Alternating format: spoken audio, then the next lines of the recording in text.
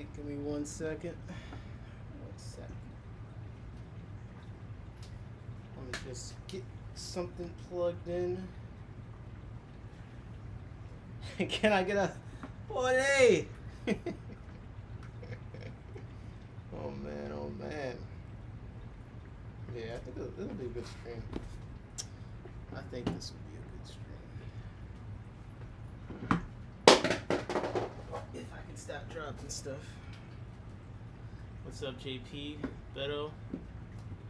Hey, little brown frogs. Yo, we gotta run the stream. Come on, man. Come on.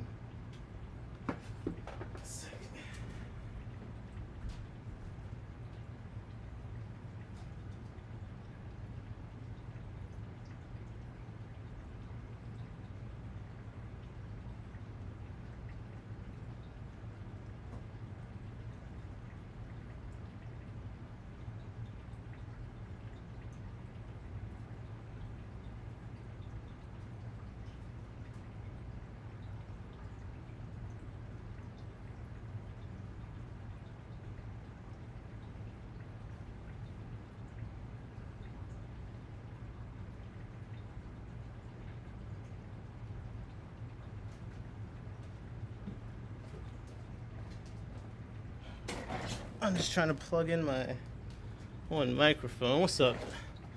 What's up? Easy Schmeezy. Black Planet, how's it going? Getting things loaded up here. What's up, Shirley? Fish NJ. Still getting settled in here. Hope you're all doing all right.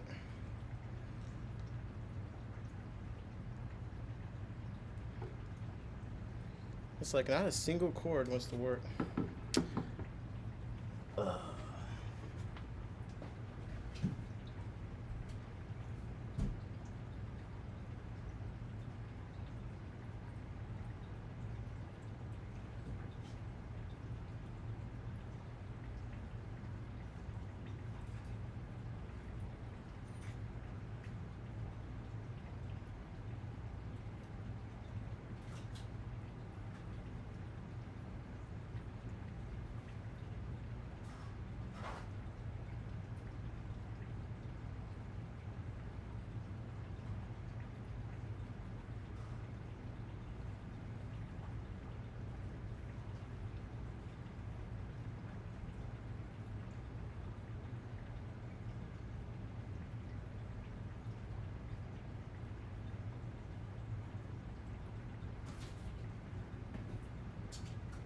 Alright, I give up.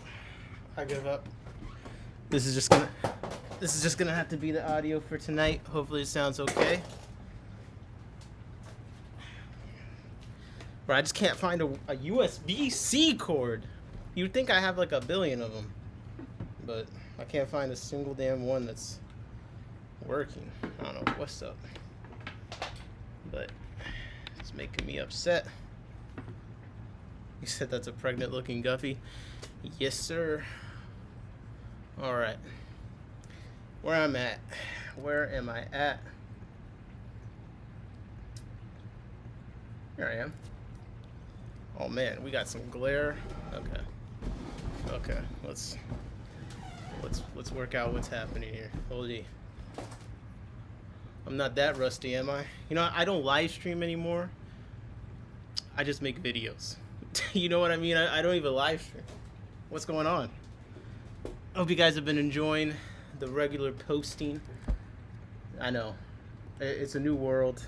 Everything's confusing. It's going to be okay. It's going to be okay. Lil Brown Frog said the videos have been cool. Good to hear. I told you I want to be the hardest working everything this year. So that means I got to actually post videos. You know, I can't just stream all day. Well, more all night, but all right.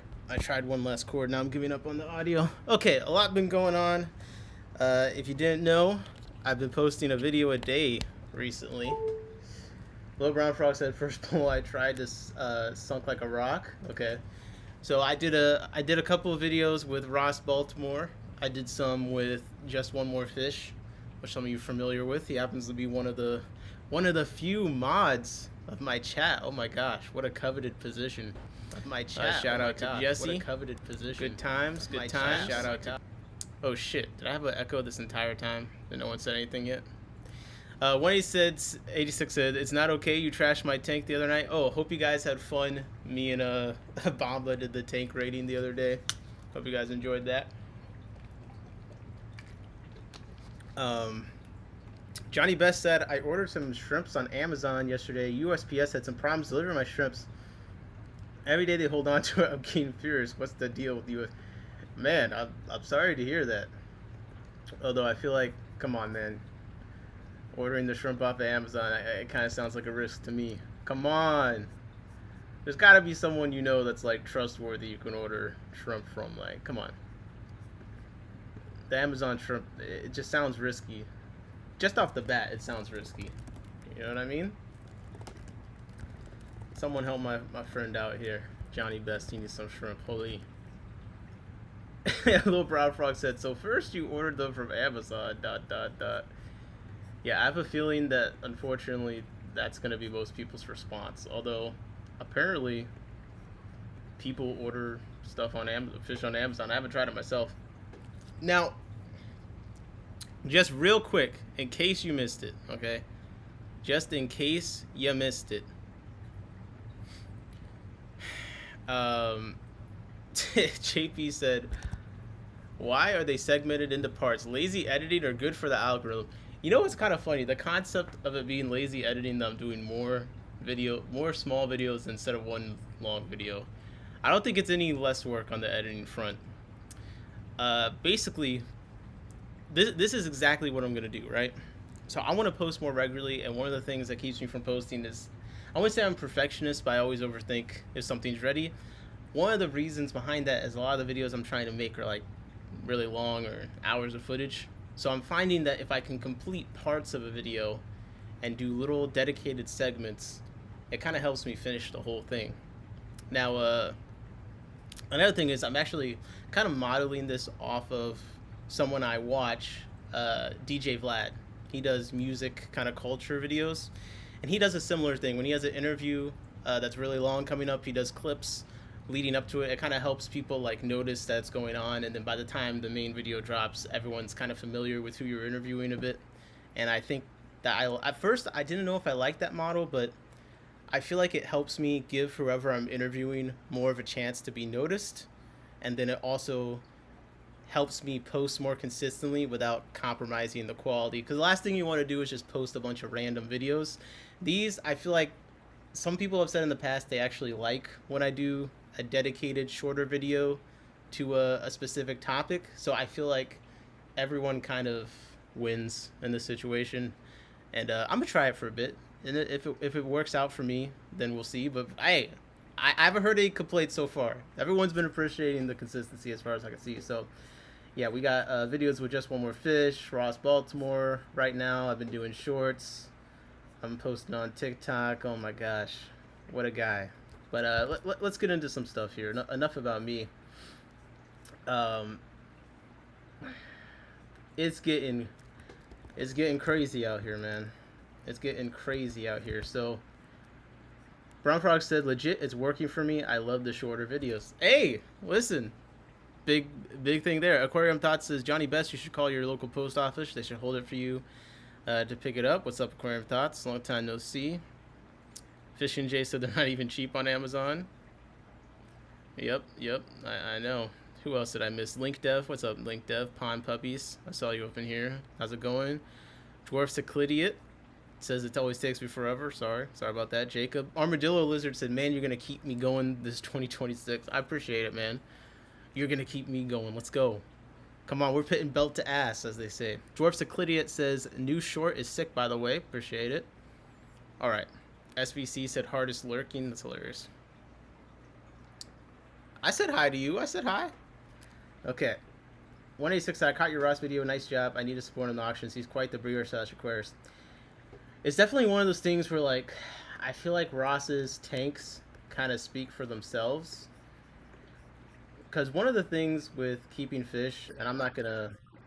Bro, this ad is absolutely, I don't even know what it's for, but this is crazy. I'm gonna check that out later. Now, it's one of those things where the tanks kind of speak for themselves.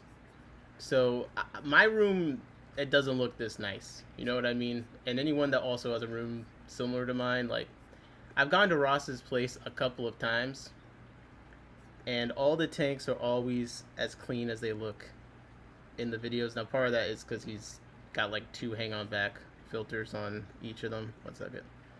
Let me see where I can see more of the tanks. I think you can kind of, yeah, he's got like 2 hang-on back filters on his aquariums, on a lot of them, and they're all just very nice, very organized. So it's one of those things where I am happy that he let me come and film a bunch, because I think other people will see these videos and be like, oh yeah, you know, I don't need to know anything else about him, but at least I could tell he's got some nicely kept fish. You know what I mean?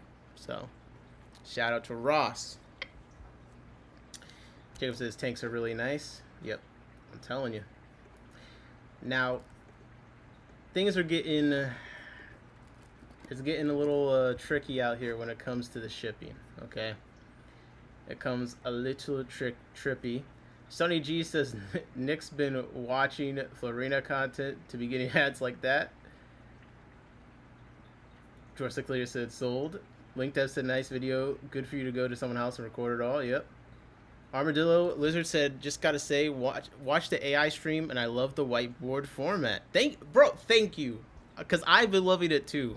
I think it helps me like stay focused and actually present the topic in a way that makes sense. Low Brown Frog said that setup's so clean. Yep, I know. Sunny G said Nick's been watching Florina type content to be getting ads like that. Bro, you should see my Facebook videos. You should see my second TikTok account. It's actually unbelievable. That's so crazy. Okay, USPS seeks a temporary 8% charge on priority mail and other products to offset transportation costs. Now, what's kind of funny is when I first kind of came across this, and I'm gonna make my face a little smaller here, because I want to give the fish a little, yeah, I like that. Okay, so, you know, what first kind of came across my screen with this has to do with the other thing in my title, which is that redfish bluefish is ceasing operations. Now, I feel like I heard redfish bluefish was like on the verge of shutting down a while ago. Maybe like Fishery or someone like that mentioned it on a stream somewhere.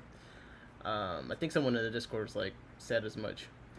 But I saw this Facebook post in Fishery's Facebook group from Redfish Bluefish, which, if you're not familiar with Redfish Bluefish, they're online, well, I guess I can't find the website now. It was an online retailer. You know, they sell fish and stuff. I think they had gone away previously, then came back again just recently, but not for long. They posted, as a direct result of the ongoing war involving the United States, Israel, and Iran, fuel prices have surged sharply, and USPS next day air rates have risen by 33% in just 3 weeks. It now costs an average of $93.39 to ship a single box that's 10 pounds of fish from Seattle, Washington to the East Coast, specifically Virginia. That figure was $70 only 3 weeks ago. This escalation has been rapid and severe. Effective immediately, Redfish Bluefish is ceasing all operations. The situation did not arise in a vacuum. The combined impact of needless international conflict and foolish decisions made by current leadership in Washington, D.C. has created conditions that are simply unsuitable for a small business like ours. Across the country, small businesses are being forced to close under pressures like these. The consequences are real, and they're being felt at every level. Votes have consequences. We are deeply grateful for the support you've shown us over the years. We return the gratitude to you and your families, even as we close this chapter. Now, when I saw that post, I immediately Googled. Oh, yo, Johnny Best. What's up? Johnny Best, $5 from Johnny Best. Thank you very much, Johnny. If you guys didn't know, Johnny Best almost single-handedly funds the entire fish streaming community. Thank you very much, Johnny. You're a very generous individual. W. Johnny. I don't even know what to do at this point, man. Like, I don't know. You want an isopod or something? Let me, let me know. Let me know. I'm a dirty take supporter. Johnny Best said, baby. 186 said, FYI, nothing is temporary when it comes to government. Just wait till you see how long it says it's going to last. Brown Frog said USPS isn't the only one. Okay, let's see. It's crazy. I went to get 15 Cardinals from Wisconsin. It was $73 for shipping. Damn. Big Steve said, weird. When gas were cheap, their prices didn't go down. Any excuse the government can come up with change the more. I thought we were saying we had... So, okay, here's a couple of things here, and it requires us to talk honestly about politics. Now, I actually don't care if your opinion is different than mine. A lot of people, they seem to be afraid to say their opinion. Like, there are people afraid that just say that tariffs that Trump did are why prices raised on certain things, when that was just literally, you know, the truth. It wasn't a political opinion about it. But something very interesting has been happening with the USPS for a while, right? Okay. The USPS CEO. Okay. So there's this thing that's been going on since Louis DeJoy kind of came into USPS. Pretty much they've been talking about how it's going to shut down for a while. Now, part of this is that who appointed Louis Joy? Okay, let's see who appointed him. Okay, he was a fundraiser for the Republican Party, right? Appointed by Donald Trump. All right, David Steiner. Let's see who appointed this guy. Let me just see real quick. Let me just double. I just gotta see. Appointed. Join the board. Blah blah blah. Yeah, successor Louis DeJoy or John here. All right. So Donald Trump put this guy into here. Now, why is this relevant? Well, Republicans' kind of thing is they want to privatize everything. So, like, you have to understand they're kind of intentionally bankrupting USPS. It's a public service, so it loses money. You know what I mean? So they're talking about it loses money, all this and this. Like, yes, it's kind of what it exists to do. But here we see USPS seeks a temporary 8% charge on priority mail and other products to offset transportation costs. Now, I'm not going to go through all the business relationships all these people in charge of USPS have now, but keep in mind that companies like Amazon are now trying to become a fulfillment service, and all these other super billionaires are kind of getting interested in it. Just know that part of it is that USPS, like, a lot of people would love to see that privatized so they can make money off of it. But right now, it's a public service, so its purpose isn't exactly to make money, right?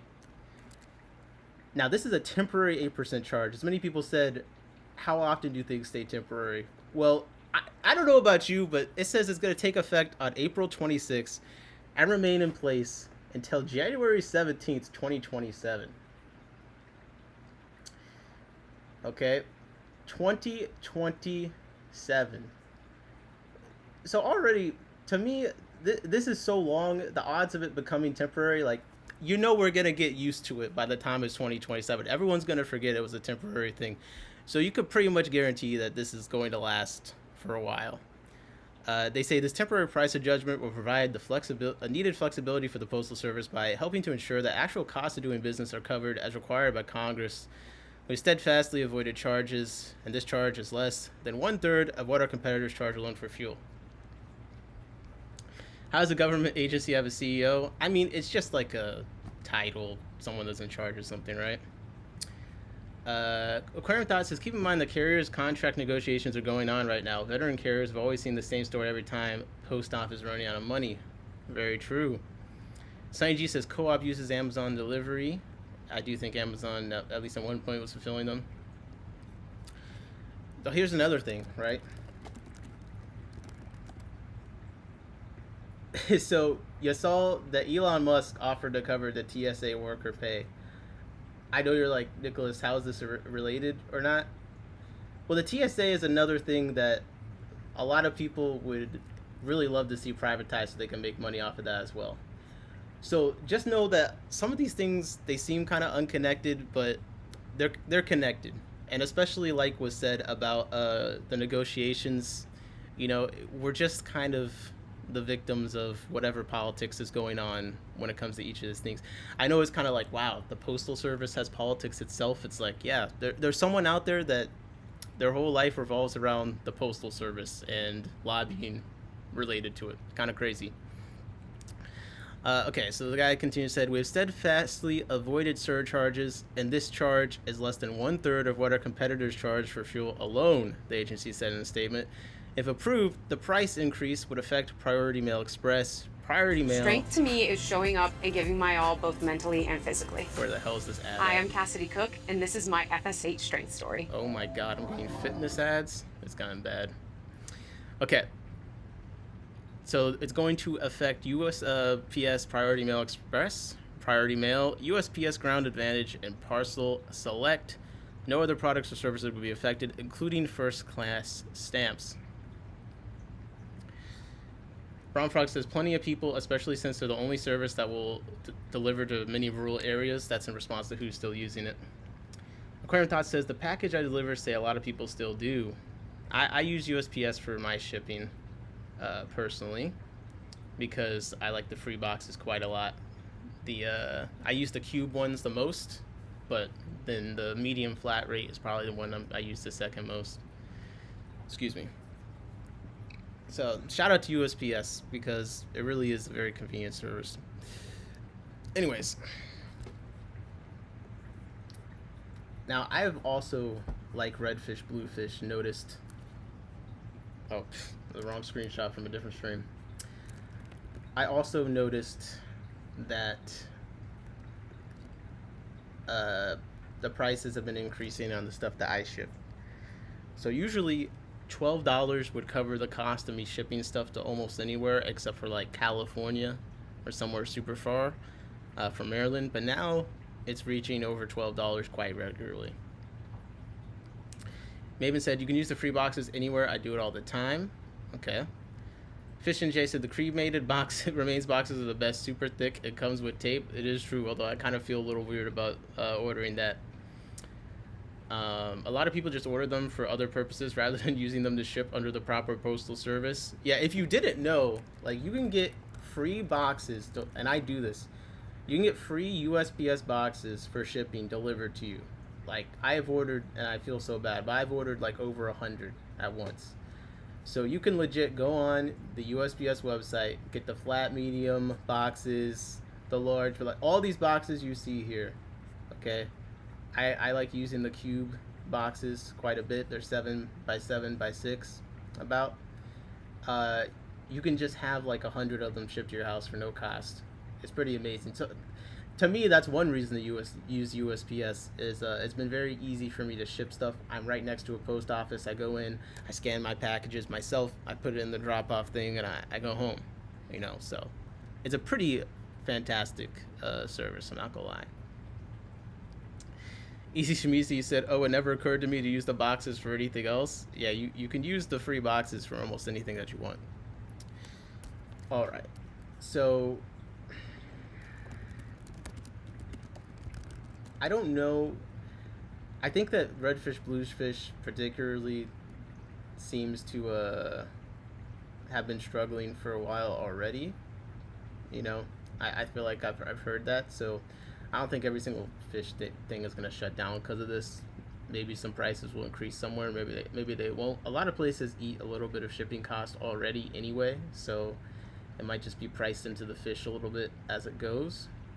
But it's definitely something to watch out for. It's so April 26, 2026 to January 17, 2027. That's if it's approved by the Postal Regulatory Commission. I thought I read that it had been approved. I don't know why it wouldn't be approved, I'll be honest, but as Aquarium Thought said, there's negotiations going right now, so we'll have to see. Aquarium Thought says, just make sure you use the proper service. If you ship Ground Advantage in priority box, will be postage due. Yep, I do the priority shipping only with the priority boxes. 186 said, I paid $50 to receive my fish from Dan's Fish. Easy Smeezy said, getting a Scale and Pirate Ship account was game changing though. I just do it through PayPal or Squarespace, but Pirate Ship works too.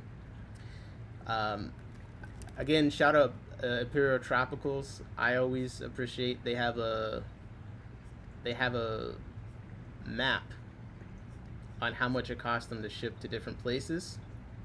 With Next Day Air, we'll see if they have to update this soon.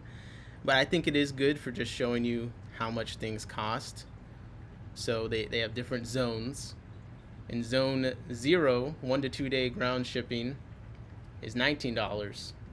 And Next Day Air is $30. They don't do 1 to 2 day ground at anywhere else. Zone 0 is if you're also in Florida, it looks like. Zone 1, for them, it's $40 Next to Air. Zone 3, $50. Zone 4, $60. Sorry, Zone 3, $60. Zone 2 is $50. Zone 4 is $70. And then we got Zone 5 over here, which is Hawaii and Puerto Rico, which is $90. So I always thought this map was kind of useful for just visualizing how much it could cost to ship things places. Easy Shmishi said, I like Pirate Ship because they let you compare costs across services. All of them should let you do that. Lil Brown Frog says it's pretty sweet when a company does enough shipping to do a map like that. Yep, it is pretty nice.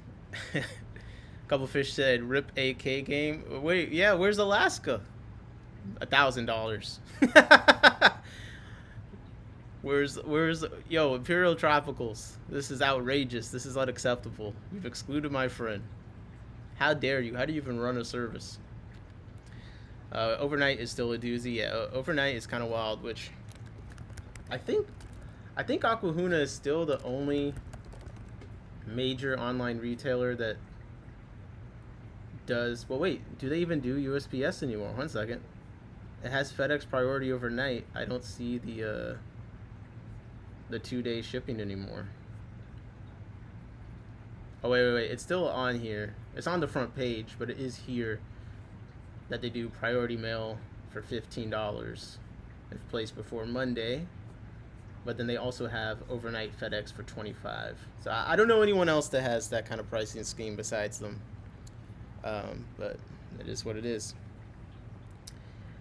At what point will no longer cost-effective to order online? Well, for me, my local fish stores, realistically, I shouldn't ever have to order online, really. Like London Town Tropicals, and even if I have to drive to many of the stores, we got Elite Menagerie Habitats I've driven to multiple times. Although now that gas is more expensive, maybe that's not as cost effective as it was before. But my point is, I have a lot of stores near me that bring in all of the fish that I like, and I now know a lot of breeders at this point too directly. Like, I just bought fish from Becca Goldring that I need to still figure out how to pick up. So like, that's kind of my own personal situation where I just have nice fish stores near me. Like, I got the Pseudogastromyzon leptogaster from the store near me. I've gotten all sorts of. I got the Kogel Tetras, the blue gold Kogel Tetras from London Town Tropicals. They've had all the Nanochromis in there recently. I'm trying to think of what else. They basically had everything I've been looking for. 186 said, I definitely need to start supporting the online auctions. I think the online auctions will be pretty well liked, well deserved, well needed. Now, it's not all bad news. It's not all bad news. I have a couple of just simple feel-good stories for us to go through today, but you know, shipping is an obvious one to start out with, right? One thing we've been kind of following is the Hawaii drama. I don't know if my friend from Hawaii is in the chat today, but they've been going back and forth whether or not to allow catching fish from the wild again. And we've seen a lot of things against. But now I've seen this new page pop up called Support Hawaii Fisheries or something like that. I'm about to pull that up. Give me 1 second. Which seems to be on the opposite side. So we've kind of read about people saying, like, don't catch fish from Hawaii. But now we're seeing the opposite side. Sunny G said, I've been buying more local than ordering the past year. Yeah, I mean, in some ways, I mean, it's hard to run a local fish store and all that, but right now is kind of a great time to be a good local fish store. within driving distance of some people, because honestly, I'd rather drive 2 hours, get my fish that day, than spend $80 on shipping and get my fish whatever. Lone Brown Frog says, "Have you seen the U.S. Aqua stance? Is U.S. Aqua on the Hawaii thing? U.S. Aqua Hawaii fish. If you can send me a link to exactly what you're talking about, I'll read it right after this. So I'll put the link to this in the chat. We'll see the two different stances. But this is support Hawaii fishers. And it says the Hawaii Department of Land and Natural Resources is poised to open limited areas with enhanced rules to further manage the sustainable aquarium fishery in Hawaii. But the department is under pressure from radical animal rights, aquaculture, and environmental groups with their lawyers to keep these areas closed off by pressuring the department to disregard the law by not issuing permits. Support Hawaii fishers by taking action today. The department is collecting public comments for only a limited period. Your voice is valuable. And then over here they said, watch the video below to hear from scientists about how Hawaii fisheries are sustainably managed through permitting, catch limits, reporting, and more. You can read the department's proposed rules that would further enhance the sustainable Hawaii aquarium fishery. Now, of course, we're reading something from, they have a financial interest in this moving forward. So obviously, you got to kind of take it with a grain of salt, right? But it is interesting to see an organized effort to try and get this to pass through. And here we have an email outline for you if you want to support them. It says, take action. Enter your information below to sign a letter urging the department to issue permits for Hawaii fishers. And Low Brown Frauds is looking for the U.S. Aqua stance for us.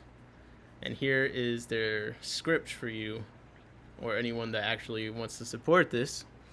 It says, Hawaii Department of Land and Natural Resources, I urge you to support sustainable fisheries by moving forward policies that improve management and authorize regulated fish collection in Hawaii via the Division of Aquatic Resources.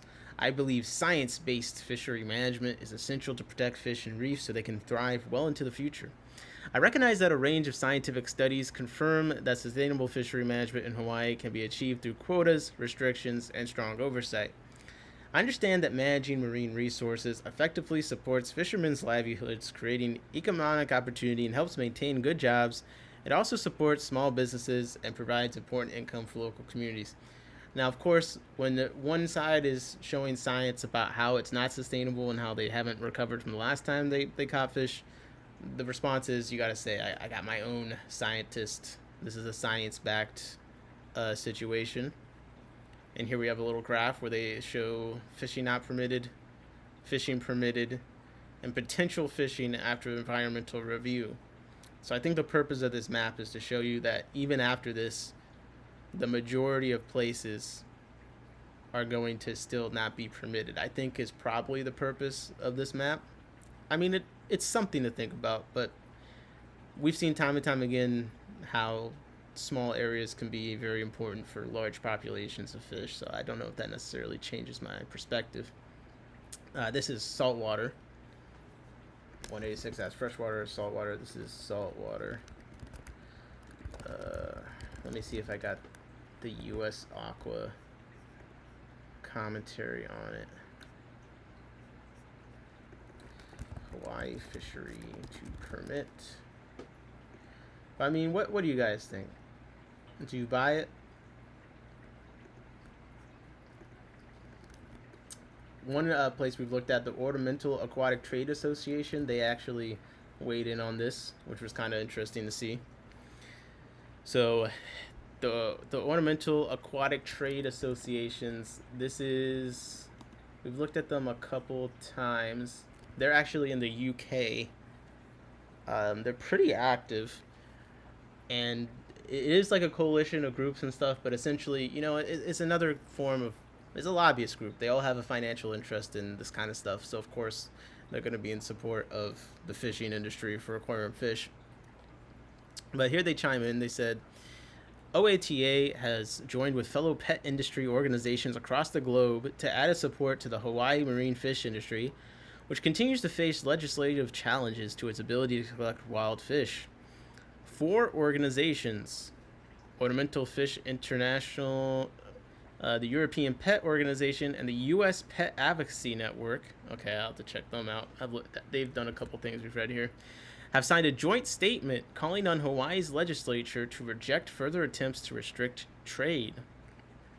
The statement adds that the Hawaiian fishery has been recognized as sustainable by independent scientific experts such as those representing the IUCN. Okay, that's a little bit compelling, right?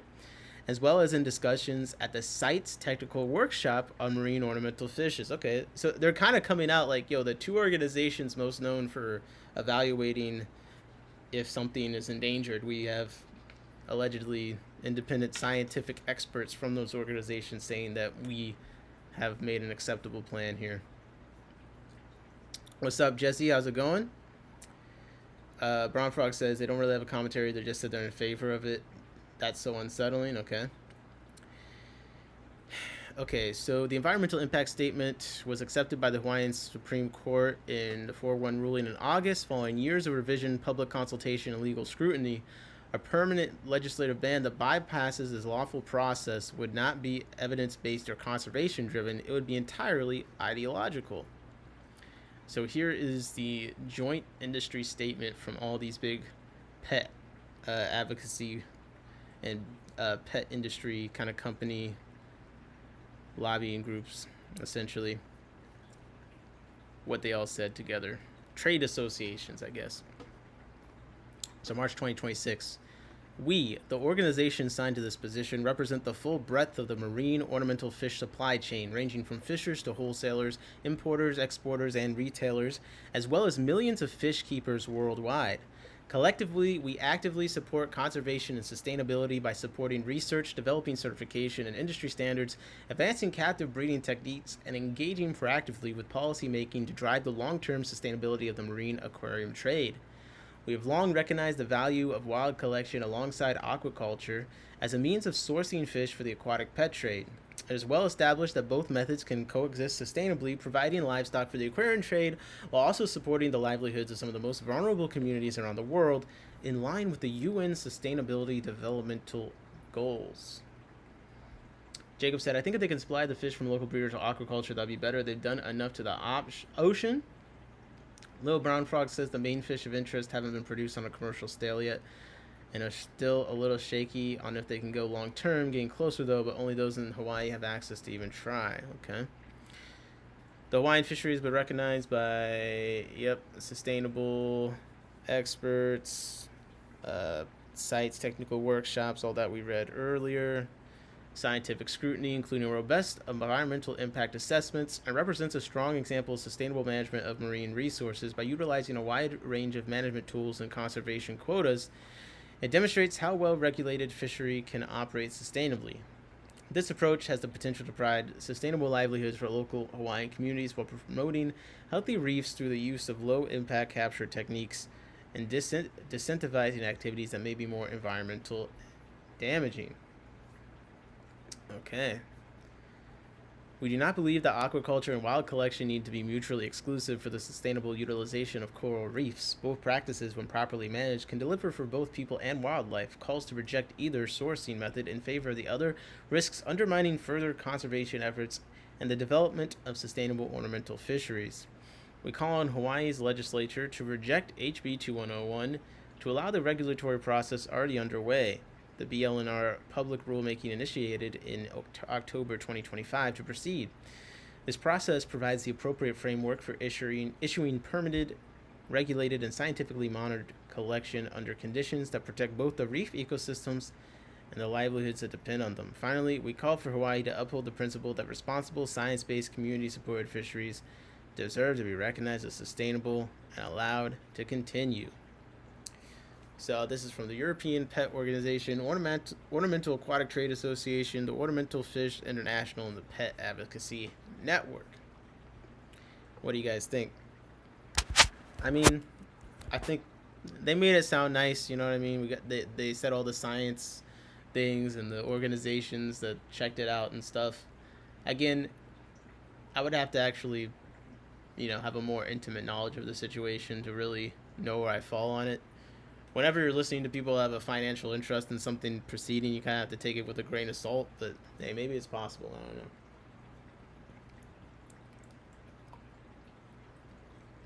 But speaking of aquaculture, on kind of a happier note, Brown Frog says they're trying. Yes, I mean they put effort into it. I mean, realistically, some of the people they really need to convince are just casual people that hear about it. So I feel like that statement, if the average person read it, I think a lot of people would probably be like, oh, sounds like they put the work into it. Whereas some people like Corey and others that follow this kind of stuff might be able to be a bit more skeptical. But there is kind of a good piece of news on this topic, a little bit. Lil Brown Frog says, successful, sorta. What do you think they missed? 186 says, everything sounds good on paper. Yeah, I mean, that's definitely true. Everything does sound good on paper.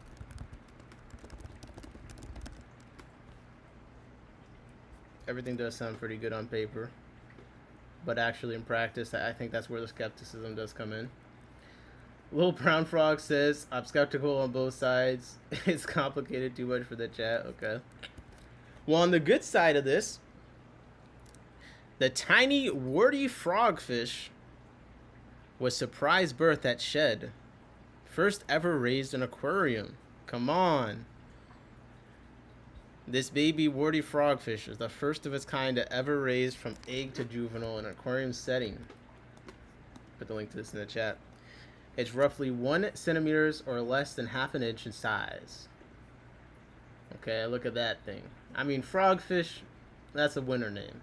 Okay, frogfish is a name that is impossible to mess up. It's a cute fucking name, and the fish. I mean, it kind of looks like abstract art. I'm not sure if I'm seeing frog in that picture yet, but last fall, a pair of warty frogfish, Antenarius maculatus, tropical reef-dwelling members of the anglerfish family, mated in the aquarium's wild reef habitat, something staff only got wise to when they found a floating mass of fertilized eggs. The eggs were moved behind the scenes and hatched into thousands of microscopic larvae. Now, 6 months later, Shed is celebrating the survival of a single juvenile warty frogfish. Wow, just fucking one? Brutal. Measuring roughly a centimeter or less than an inch, half an inch. Mortality rates of larval fish are notoriously high. It was the first such case to Shed's knowledge. That's the aquarium, by the way. The Shed Aquarium. Shed Aquarium. Where is this? I want to say it's like Chicago. Yeah, this is Chicago. The Shed Aquarium. The first case to their knowledge of the species being successfully raised in the aquarium. 26 said more behind the scenes. Warty frogfish so ugly it's cute. Oh my gosh. This fish is truly 1 in a million, Jenny Richards, senior aquarist at Shed, said. We've been so thrilled to see this little frogfish develop day by day. The significance of this pea fish extends beyond Shed Aquarium. As scientists gain knowledge in breeding and caring for aquatic species like the warty frogfish, they can reduce the pressure on wild populations and build insurance populations. Shed is sharing its learning with peers, things like the best water temperature, light levels, and diet for raising the larvae. In 2022, Shed and partners received a grant from the National Oceanic and Atmospheric Association in support of this work with larval fish. They said their prize babies are already walking, something adult frogfish do instead of swimming on modified fins. And like other anglerfish, this one is using a built-in lure to ambush prey. Oh, that's terrible. Which is adorable for an animal that is less than the size of a dime. Wow. Okay, that's a true nanofish. Steve said that's a good-looking episto in the background. Have you noticed the female has some fry on her right now? I don't know if she's popped up in the stream with them yet, but she's had some fries. So I'm always too pussy to take the babies from her. Let me put some food in there. Actually, I usually feed them more than once. Let me put some food in. I got a ton of food from Ken's Fish.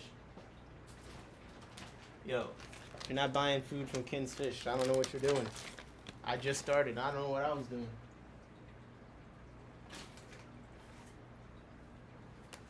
I haven't really gone through and like evaluated the quality of the ingredients of each food, but shit. At this point, that's above my pay grade for now. Alright. Where was I? Yes, the frogfish. So they walk, and they're a type of anglerfish. They're okay. They're now that I know they're a type of anglerfish, though, they're a lot less ugly than most anglerfish that I'm familiar with. You know what I mean? Like, I usually see them as those nasty little. This is something that's a little bit more tolerable to the eyes. I do not mind that at all. Sonny G said I buy food from Ken's. There you go. Lil Brown Frog said I saw the female pisto briefly, but that explains what she was doing. Yep. Johnny Best said bid voice. Can I get some free fish food? Fish food, fish food, fish food. Lil Brown Frog says better late than never to Ken's food party. Alright. Brief break after I finish this. Woody frogfish are commonly found in the Indo-Pacific region, living in coral reefs and on rocky seabeds. They come in a variety of colors and patterns and get their name from the wart-like bumps on their body, which help them blend in with their surroundings. While Shed's baby frogfish remains behind the scenes, adult frogfish can be seen in the wild. Look at this. It just says can be seen in the wild reef. We're missing so many words. Let's get the AI on this. I'm not joking. Adult frogfish can be seen in the wild reef exhibit nestled in the rocks. Now, quick break, an opportunity for you guys to show how woke that you are. Okay? And by that, I mean like, not like woke, like, oh my god, you're so woke. I mean like, you know, woke is in you know what's up. You know, the kind of more OG meaning of it. How much money and food is this on the screen right now? This is my Ken's Fish order.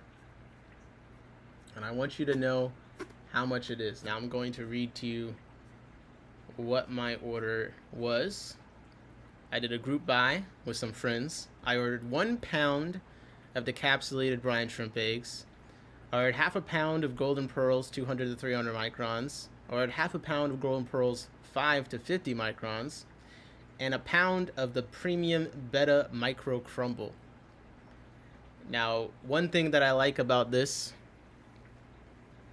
is that he does portion it into 1/4 pound bags, I believe.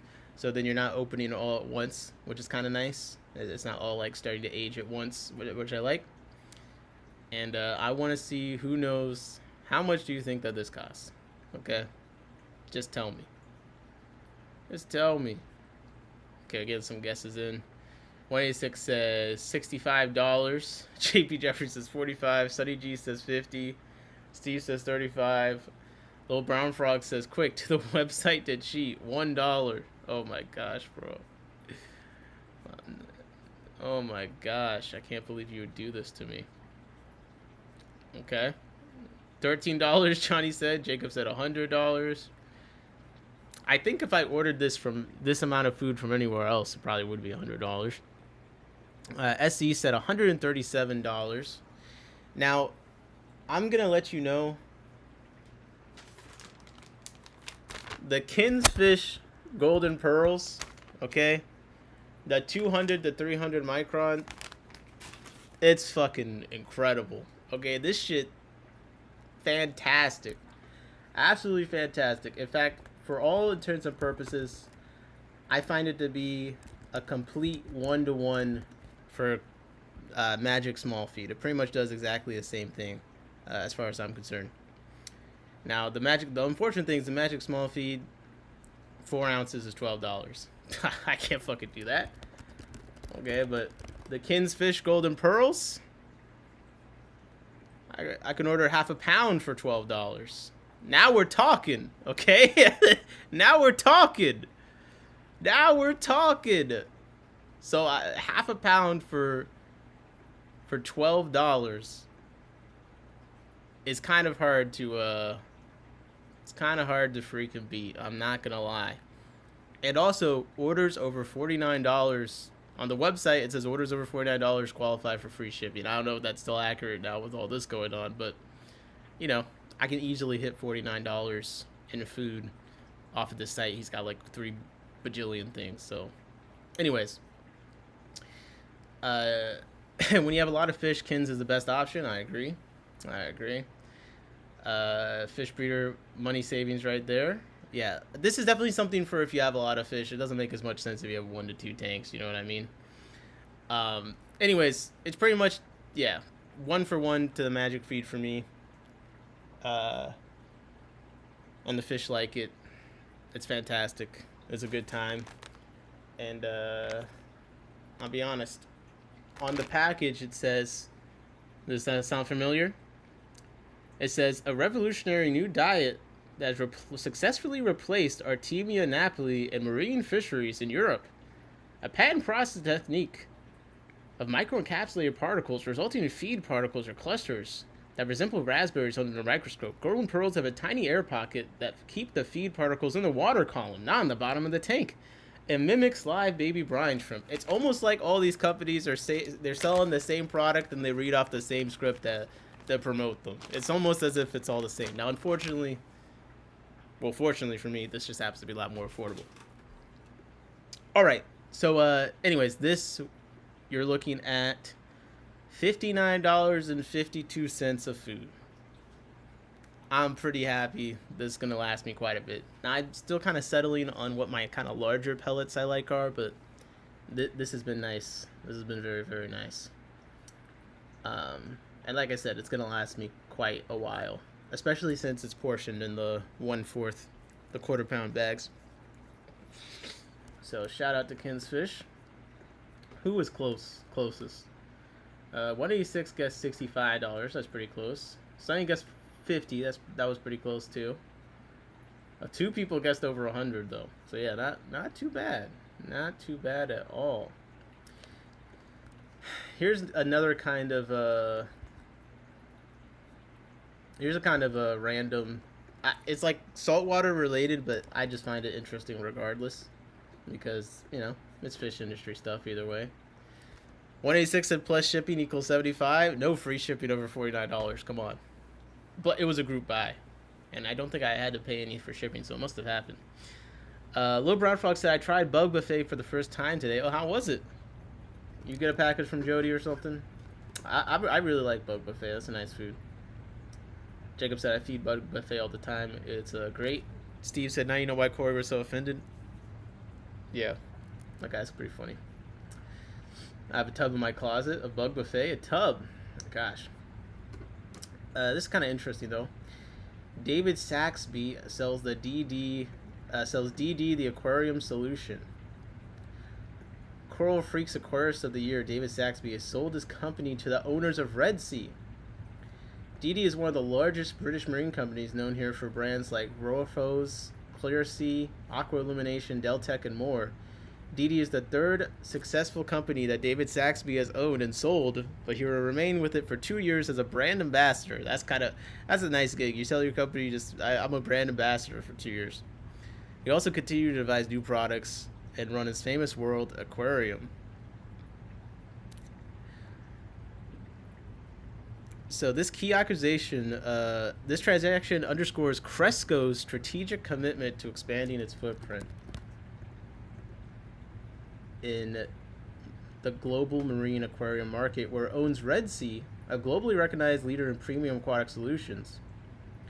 While DD and Red Sea will continue to operate as independent brands, this partnership is expected to generate strategic advantages across their supply chains, enhancing operational efficiencies and delivering greater value to retailers and distributors worldwide.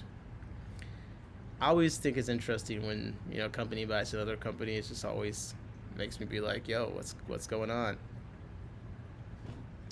Cresco is kind of a weird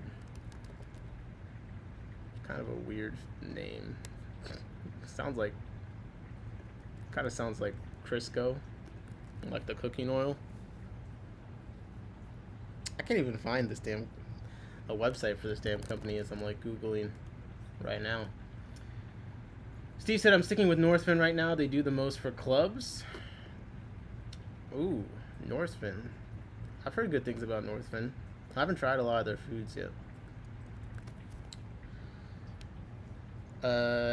You had to drive and pick up the food, so add in gas. Oh, my bad. I had to drive like 5 minutes, 10 minutes away. Little Brown Frog, Jody hooked me up. I think it's worth ordering a bag and splitting it. Okay, I'm gonna have to try that. Corey's, who never had it before, all over it. Same with Daniels. Yep, fish definitely like bug buffet. I've been up to my ears in bug bites for similar reasons. Okay. I like seeing what everyone is into food-wise. I do like seeing that. Holy. Give me 1 second. My lights just turned off. Gotta turn them back on. Let me get this off my chest. Can't sleep, it's always something. Tears down my eyes like who's cutting onions. Alright, I'm back. Okay. So that is that. What else is going on? Is anything else going on? Oh, my camera just went out of focus. Oh, there we go. Softer texture to crumble the bug buffet is either going to be your favorite thing or you'll hate it. I love it. Jacob said them long fin pandas are buttes. Yeah. I'm working on well, in theory, one of my projects is I need to get the apistos out of here because they eat all the Cory eggs. But there's like a level of long finness that I like where they don't get like tattered and they kind of look healthier. This one right here is kind of what I would like to aim more for. This longfin panda Cory right here, where it's like the dorsal's elongated, the caudal's elongated, but not too much. It's not getting, super torn up. That's kind of what I'm aiming for. Then I think something to aim for would be to make the dorsals blacker, if that's possible. Have long extended dorsals. That'd be kind of cool. Dwarf Cyclidiat said, did you see the newly discovered blind loach species that lives in groundwater? Yes, I did. We have, I forget which stream it was, but we went over that one stream. Groundwater blind loach. That's definitely going to work, right? Is it this one? There's a couple. There's some cave loaches. Miniature subterranean blind cobatid loach, Kitchak nakana, new genus and species, first groundwater dwelling fish from northeast India. Yeah. This thing does look pretty wild. Note, large yellow eggs and blood red liver. What a note. I mean, that is pretty red. Kind of looks like a gummy worm, not gonna lie.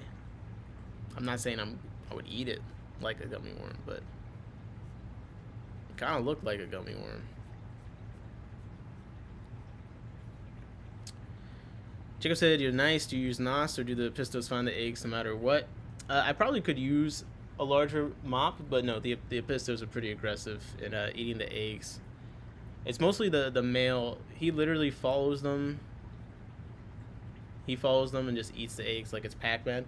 Also, this section over here, which is a little bit cut off by the stand there, is pretty tight dwarf sag. And the Corys do lay their eggs like underneath the dwarf sag links. Did you ever get your Organi to spawn? Yeah, I did. I have some fry for them. Well, not fry. I have juveniles growing out for them. My male jumped while I was at the clash. And it's like the saddest fish loss I've ever had. Because I love those fish. But I still got their mom. She's still looking good. And then the kids are raised up. So I'm either going to spawn her with one of her kids when they get big enough. Or eventually they'll come into the store near me again. And I'll buy a male. And then we'll be good. I should have just got them from you. I mean, I need to grow them anyway. I need to try and maintain what I have. I don't know exactly how many I have, like maybe 8 or 10. Sunny G said, I pulled them out the other day and a big old wad of sperm floated off of it. Wow. Some people really have the most interesting days, don't they? Jacob said, my indoors far, my core is like that too. Yeah. There's also one strawberry beta out the Alba Marginata. There's one male in there. He's very aloof because of the epistle, honestly. I've been trying to catch him, but very good at eating and finding the quarry eggs too. Very good. Sunny said, nearly sicked myself. So you nearly threw up because of that. I can't blame you. Yeah, anything else interesting been going on in my fish room? Well, I haven't talked about the auto breeding projects that much recently. I mean, there hasn't been much to talk about. But my new theory for the Heroldi, well, one, I think they definitely had some growing to do. So they're much bigger than when I got them. A couple have really gotten super broad and bulky. I feel like there's some obvious sex differences that I'm seeing. But one key thing I've noticed with the Heroldi that you will kind of see here, I think they might be a kind of crevice cave spawner situation, because there's one of the biggest ones pretty much always hangs out in this crevice, kind of like how you see plecos do, and it's like tail is moving and stuff. See, it just went underneath, and you'll just see it in there with his tail moving in and out. So I had SVC took it upon himself. I talked about it on stream. Very, very kind of him. Brought me some slate he glued together to try and make some more crevices up there. There's only 2 that are as big. There's 2 or 3 that are as big as the one in there. And I don't know if they've all gotten to the right size to start doing that behavior. But to me, it's just so much like any of the plecos or other cave spawning things I've seen where they hang out in the caves. Like, I have a good feeling when I get eggs from them, it's going to be in this cave.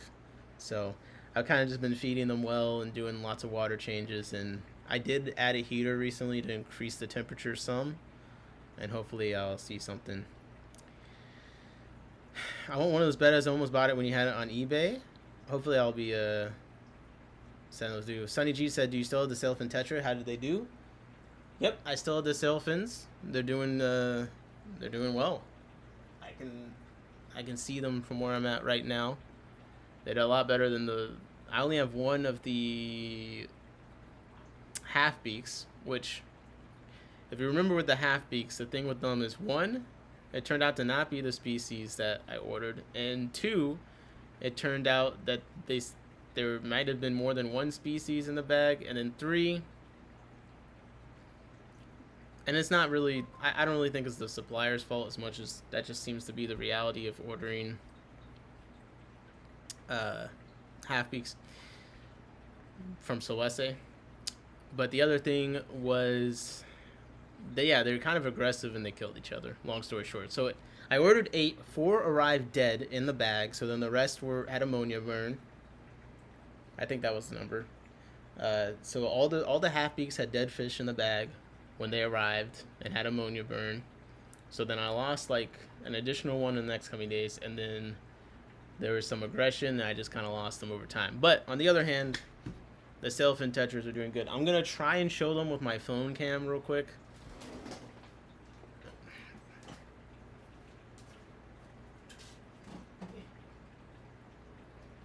I don't know. Can you see them in there? I can't actually see when I'm pointing my camera at. And they all just hid. I think there's one back there. Yep. It's so hard I can't see on my phone when I turn on that mode, but you're just gonna have to trust me. They're all alive back there. There's one like much larger than the others male. I haven't really seen too much from them. Nick, you should do an update type video of your fish. if anything interesting happens, I'll talk about the specific fish. I do got the Galaris. Come on, man. The Galaris fry are doing quite well. They're doing quite well. Sorry for the mess. I haven't done my cleaning up today. This is the tank I got them in. I need to put some food in there anyway. I'll put some golden pearls in there. How many tanks do you have? I don't know. I stopped counting at 20. So I have at least 20. 1 second. I like feeding the Galaris because then they just start popping up out of nowhere. Give me a second. I'm trying to grow out enough to be sexable by the auction on April 19th. I'm hoping to have a pair. There's some larger ones in there. So I'm hoping by tomorrow I'm going to move them into a 10-gallon. JPS said I think 34. That'd be nice. 34 sounds manageable. I'm going to move them to a 10-gallon tomorrow because that's going to speed up how much they grow by quite a bit. Johnny Best said, why is Half Beaks always dying? 6 months ago went to Petco. I could leave with Half Beaks 2 days later. Rest in peace. I mean, Half Beaks are definitely, especially depending on the species. I mean, it's just very, they're just not as easy as a fish to keep. Some of them seem to like brackish water quite a bit more too, so that's another thing. Maybe you see if they're one that might like brackish water a bit. Yeah, these are blue Galaris from the low location, so they're all blue and red. That's why. Sorry, not the low location. This is actually from the Funge location, but they look the same as the low location. It's very close by, is my understanding. So they're all blue and red on the body, and I'm starting to see some color on some of the bodies and in the fins. I'm hoping it doesn't turn out to be like all freaking, 70% females. That's always a possibility. Mine died after a few months too, Johnny, on the half beak. So look, there you go. You can see them starting to come out. Yes, quite a decent amount of Galaris fry.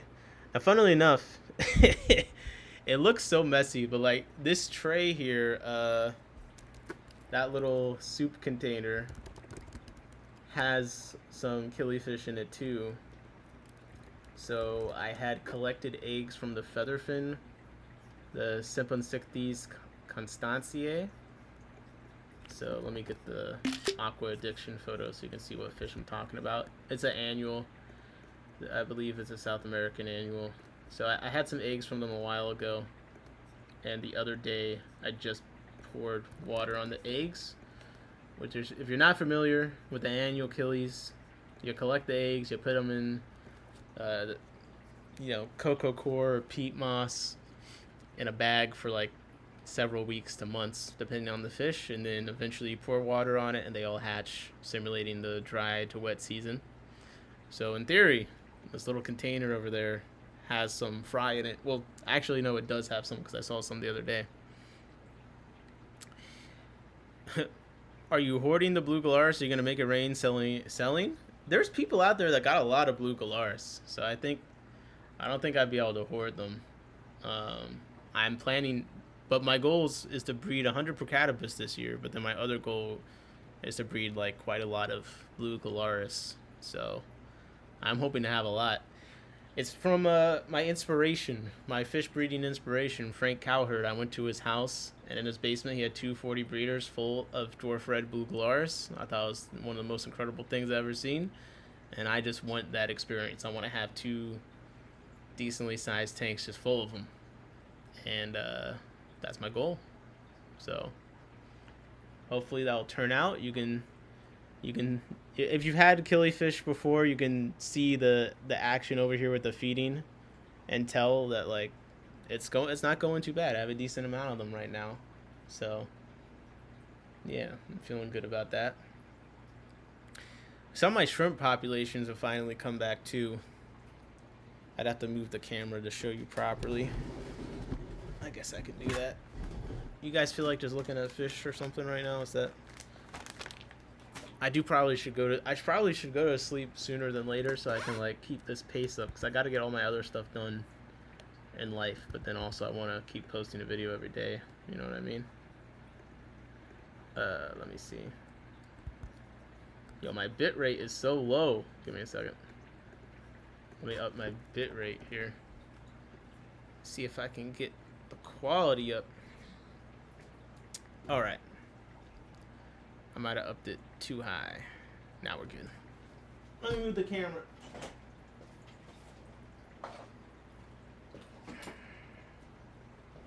Jacob said, dude, those Histatus Corys I was so excited for, maybe 3 to 4 out of 8. I don't get it. Everything is good. I feel like they're really sensitive or drop like Neon Tetras. Yeah, I've definitely, I know Bamba got some Histatus, I think from Louise, and was having some losses. And I know people that got them from all over that lost 1 or 2, so I do feel like they're a more sensitive fish. I actually, when I got my Histatus, I got 3 from London Town. And honestly, at the time, it was like a new employee catching them. And I didn't want to say to him, like, yo, can you not catch that one? That one looks like it's about to die. Like, it legit took him, like, it was so awkward. It took him, like, 15 minutes to catch this thing. And there was a lot of Histatus in there at the time. And of course, the only one he could catch was the one that looked terrible. So, yeah, that I got 3, and that one died, but I ended up with a pair. And now I have had them breeding, and I do have some Corys. I think I'm up to like 8 adults now. So I started with 2, and I think I have 8. But I say all that to say, one approach could be, when you get the Corydorus Histatus, it might just be a fish you want to pick out a couple good-looking ones. Because sometimes just starting off on a better foot is probably one of the things that would be most helpful to do, you know?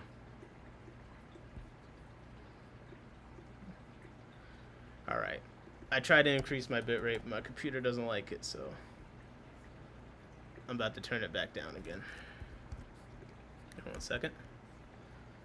JB said should have told him to step aside. Well, he's like a newer employee, you know what I mean? I was trying, I don't want to be rude, you know? Like, he really could not catch the damn fish. That's why it was low quality. I had the thing super zoomed in. Okay. Let's put some food in.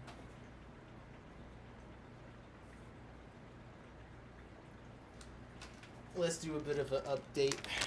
You guys, I'm gonna be honest, there's probably, obviously not never, but effectively never, there'll probably almost never be a full fish room tour for me. Like, you're probably just gonna mostly see my fish room incidentally through videos I post or on live streams like this.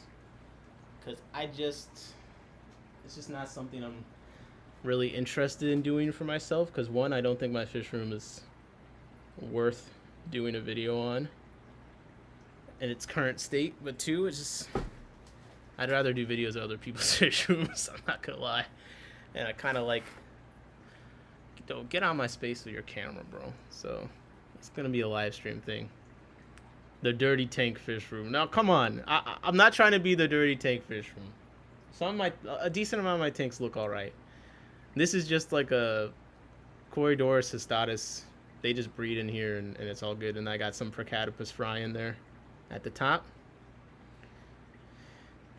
And then I started culling my red shrimp into here. This is the tank that has the newts in it. I got the wall super algae covered. Okay, the utricularia is taking over everywhere. I'd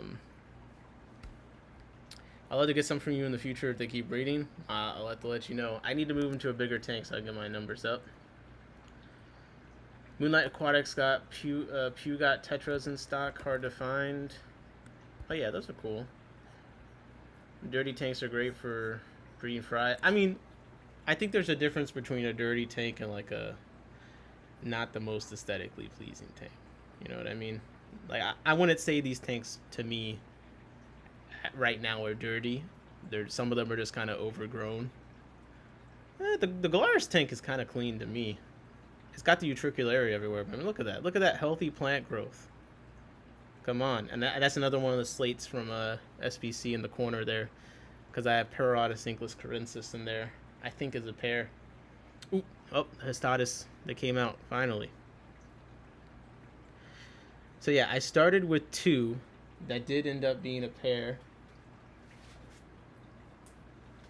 I'm switching to my manual focus here.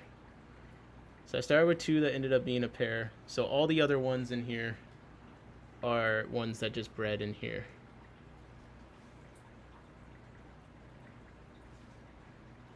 I'm also in the process of de-duckweeding this fish room. I've actually made some pretty good progress. You know, it's just like a 1 tank at a time thing. You kind of pick a tank. Every day you take duckweed out of it. Improve the flow.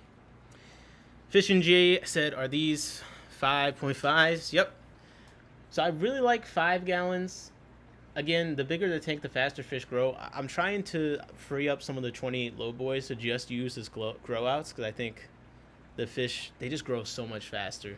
It doesn't matter if I feed them. Like every time I put a fish in I've done this experiment so many times, and I actually have done where I put the fish in like a floating thing, so it has a larger water volume outside, but they still grow slower in those too. So the 5.5s I've been kind of using as like breeding and grow out stuff, but I'm really starting to move them out of the 5s into 10s quickly. That's why Pamba Fish's diet is too clean, maybe. Dwarf Sicilidiot said, I'm duckweeding right now. It's going to take me all night. Where's the free fish tank? I'm trying to see if any of the baby Histatus make themselves visible. So I see 1, I see 2, I see 3, I see 4. And then over here, yes. Stunting fish is an art. Don't let Reddit see this if it's bro, I don't care about Reddit fish. I don't care about many opinions. So then this 5 over here, I have the Tenacara candidae. Now, another thing is I keep small fish, all right? So I can put a lot of my fish in 5 gallons. Most of my 5 gallons have baby fish in them too, so. But like for this fish in particular, this is a very, very small dwarf cichlid. This is a 5.5. And this is the only fish in there. There's a pair of these. And it's got tons of moss and stuff. And caves. And they've laid eggs twice. I haven't got any fry from them yet. But they laid eggs twice. They've been looking good. You know, I do want to put them in a 10 eventually. But, you know what I mean? I feel like this has been a good size for them. I think they've been pretty happy. There's the female coming out. Yeah. I mean, the fish police, I have no respect for. And a lot of the fish police are like, if you hate the fish police, you're defending fish abusers. No. I just hate whiny bitches. All right? The fish police people on Reddit, they'll complain about anything and be wrong so confidently. I can't get behind that. You know, I can't get behind that. I mean, even like Bamba thinks that like, he doesn't believe me when I said he could keep like a pair of Apistos and a 20 long, you know? So you have to also remember like some of these people, especially if they get their information from like TikTok or something, like they really do think you need like a billion gallons. Now, I think it's nice to keep fish in larger tanks than they technically could need minimum. Like if I were to do CPDs, I'd really want them to be in a 20 long minimum because I think they're much more enjoyable that way. So honestly, at the end of the day, advocating for larger aquariums, probably a net positive, you know what I mean? But I think that there's a lot of interesting opinions out there that aren't based on any kind of decent facts. It's just based on whatever they last heard. Fish NJ said, I already shared this, but I got banned from a Discord server I paid to be in because I put a few pairs of Northos in 5 gallons. And these people don't know shit about them. Yeah, that's the... I remember you saying that was the Fish for Thought Discord or something. Yeah. And he's a good representation of, like... This is going to sound so funny, but, like, normie fish keepers. Like,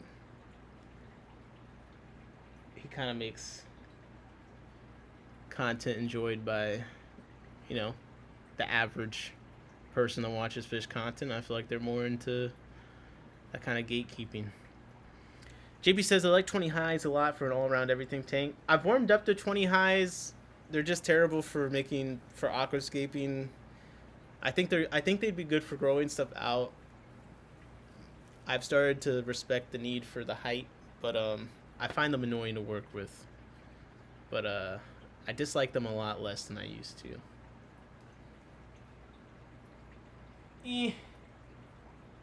I'm lazy, so I'm just gonna point the camera up. So this is where I have some stir-bys. These are 10s up here. You can see some more Procatopus up there. This is where some larger ones are. Johnny Best said, how long does it take panda cories from baby fry to young adult size? I'm not really sure what the fastest you could do it. I mean, 6+ months, I'm sure, to become a full adult. So this is funny. So I got the Procatopus in here, which I find to be, you know, very encouraging. They're looking nice. They're getting to a good size. That Tetra there, though, I quote unquote bred too. You know what? I'll make my camera taller so you guys can see this better. Give me 1 second.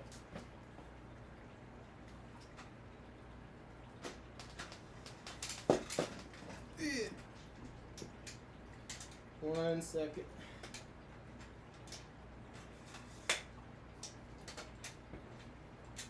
Then I will answer all of the questions. Yeah. Spread. Yeah. All right. Woo. Okay.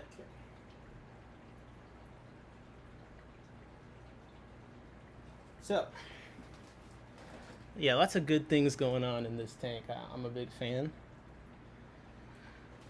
So I got stir-by in here. Honestly, the last few times I laid eggs, I didn't do a good job of collecting them before they got eaten. But part of that is they've been kind of like having babies pop up in there on their own. But I also just have so much moss in there. I am starting to try and feed, like if I'm home all day, like 2 or 3 times a day, everything. Especially since I've been feeding smaller stuff. So, I got my stir-bys in here. And then we got the Procatopus. So right now this is where I have like multiple stages. So they'll be in a 2. Now I'm going to eventually just have a 10 for the smallest ones, but I just don't have a 10 dedicated to the small size where they won't get eaten. But this is where I now put this size one. So you can see they're starting to look like mini adults. They're starting to get that color coming in, and I'm collecting a decent amount of them. So I have a couple of 2s that have the smallest size. Then I move them to the 5s. And then if they're big enough, I move them into here. Now, one reason I'm slower on moving them into here, my light just turned off, is because I need to catch the Tetra that's in there. And the Tetra that's in there is probably one of the cooler breeding things I've done.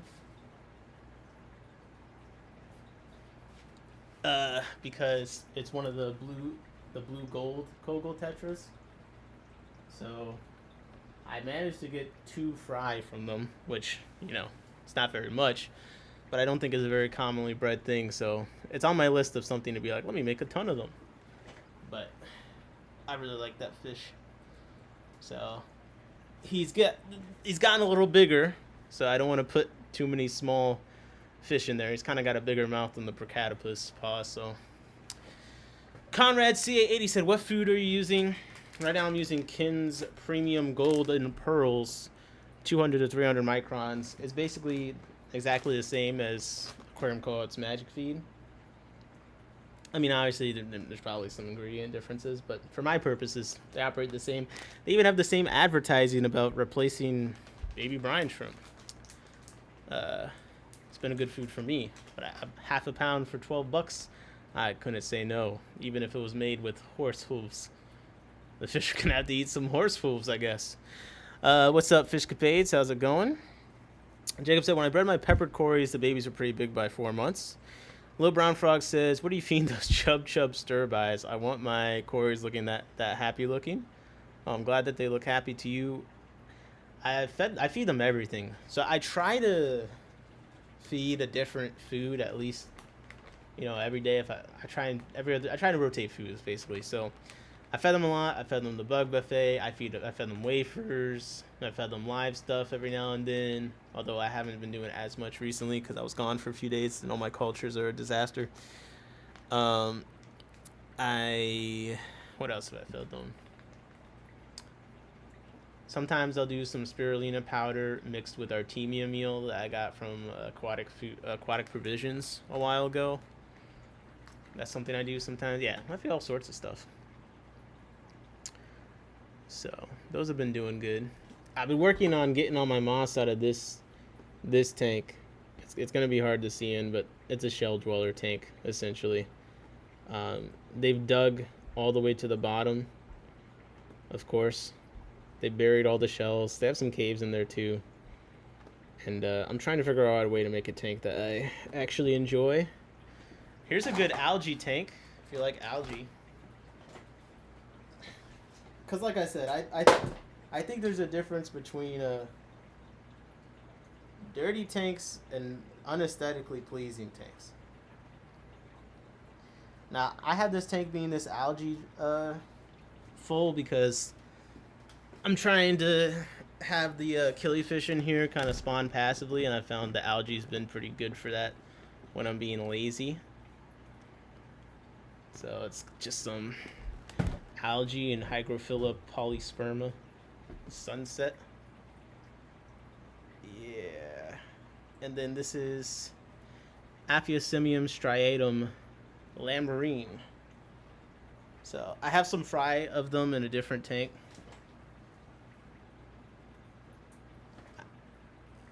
And those are some glow light danios that I'm about to move to a spawning tank I set up for them. Algae's my fave. The algae's nicely cultured. Thank you. Can't go wrong as long as they eat it. Yeah, I mean, I know Mitchell Broom said the certain kinds of protein are good for them, like the bug protein. I bet the bug, like, they do appreciate or digest better some types of protein, so perhaps bug bites and stuff might be good. All my tanks are getting some hygrophila in them now. Oh. Well, the nice thing about it is this plant grows so incredibly easy because, it is technically like a noxious weed. And you can see it gets a very nice pink color. It used to be in a lot more of my tanks, but it grew so fast. And this is like low tech, low light tanks. It just was growing so fast. So I have it kind of only in a few tanks. I'm trying to figure out, this might be like my one tank where I just have it go absolutely wild, I can't find a good algae wafer that my fish will eat. I've tried lots of brands that tends to clump up and go eat. Yeah, I haven't found my go-to one yet either.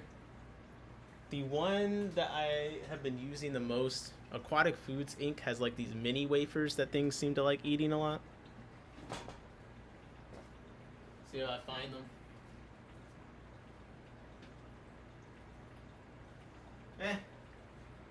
I set them down somewhere. I don't know. I'll never find them in time for it to be worth it. But yeah, Aquatic Food Sinks have like these mini wafers that are like red and green. I don't think they're like an algae wafer though, but I am with you. Ever used the Northfin wafers? I haven't yet. JP said I've only been able to get Hikari wafers to work. Alright, I'll hit up some Hikari wafers. This is another... So I want to redo my fish room so there's no tanks up high because I just can't really work on them. No tanks up high, no tanks down low.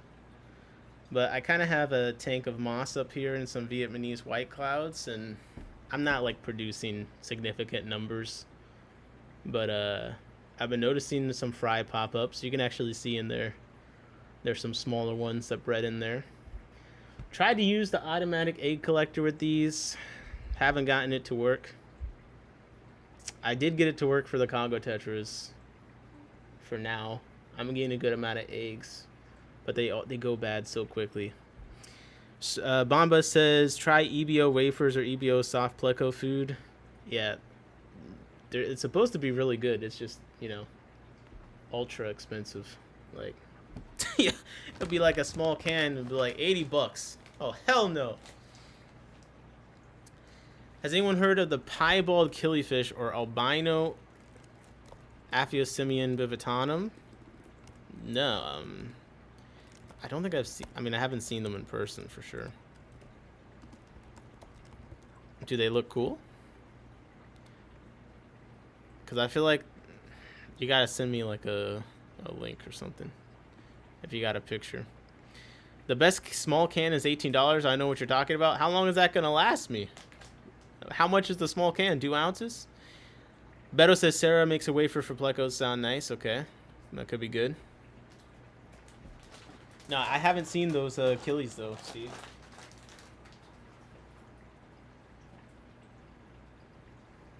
I'ma put the food in. I'ma put the food in. Let's see the Achilles, man. Come on. Let's see.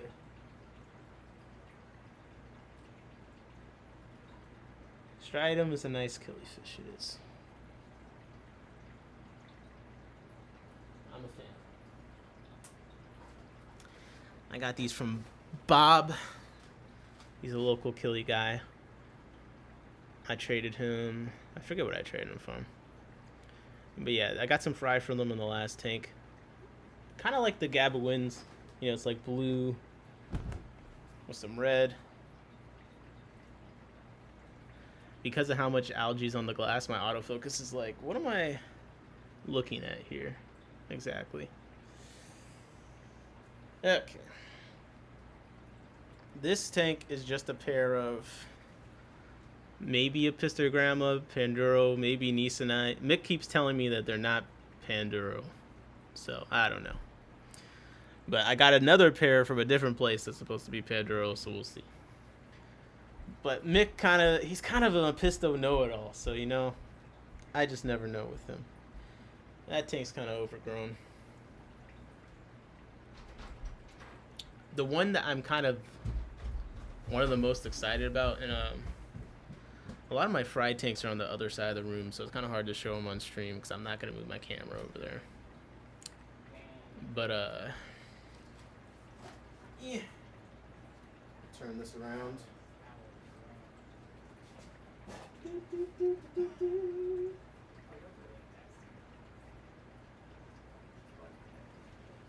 The return of my red shrimp is here. That's something I'm excited about. I used to have a very nice line of red shrimp where I had so many of them. There's a little culling I need to do here, but finally they have reached numbers where I can actually take them to auctions and stuff again. Basically, I just reached a cycle of constantly putting fish that likes to eat shrimp in the tank with them. That's really what happened over and over again. So, you know, it is what it is. But you can see they're all over now. And I got a lot of isopods in there with them too. So, you know, the classic combo, shrimp and isopods. You can't go wrong with it. You really can't.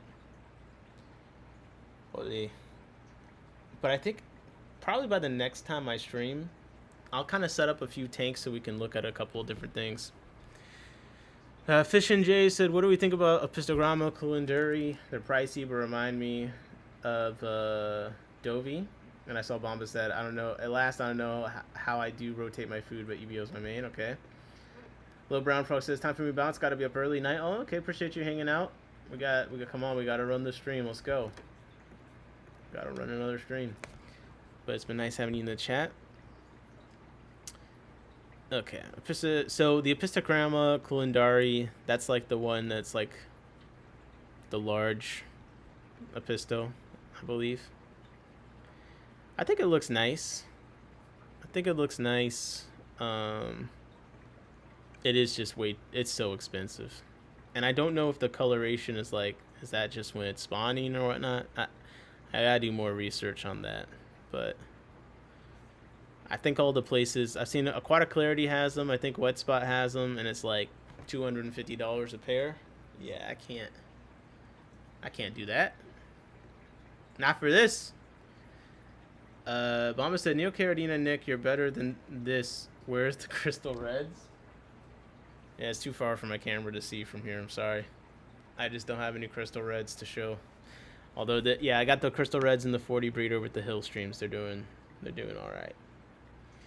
But I'm setting up a couple of clean spawning tanks. I'm consolidating my species. I'm freeing up some space. This upcoming auction, I'm going to get rid of a lot of my groups of fish that I don't want to work on anymore. And then I'll have more space to focus on the ones that I do. So I'm excited. It's just, I got to get all these tanks off from up high because I just can't really use them. You know what I mean? This is too hard. But all right.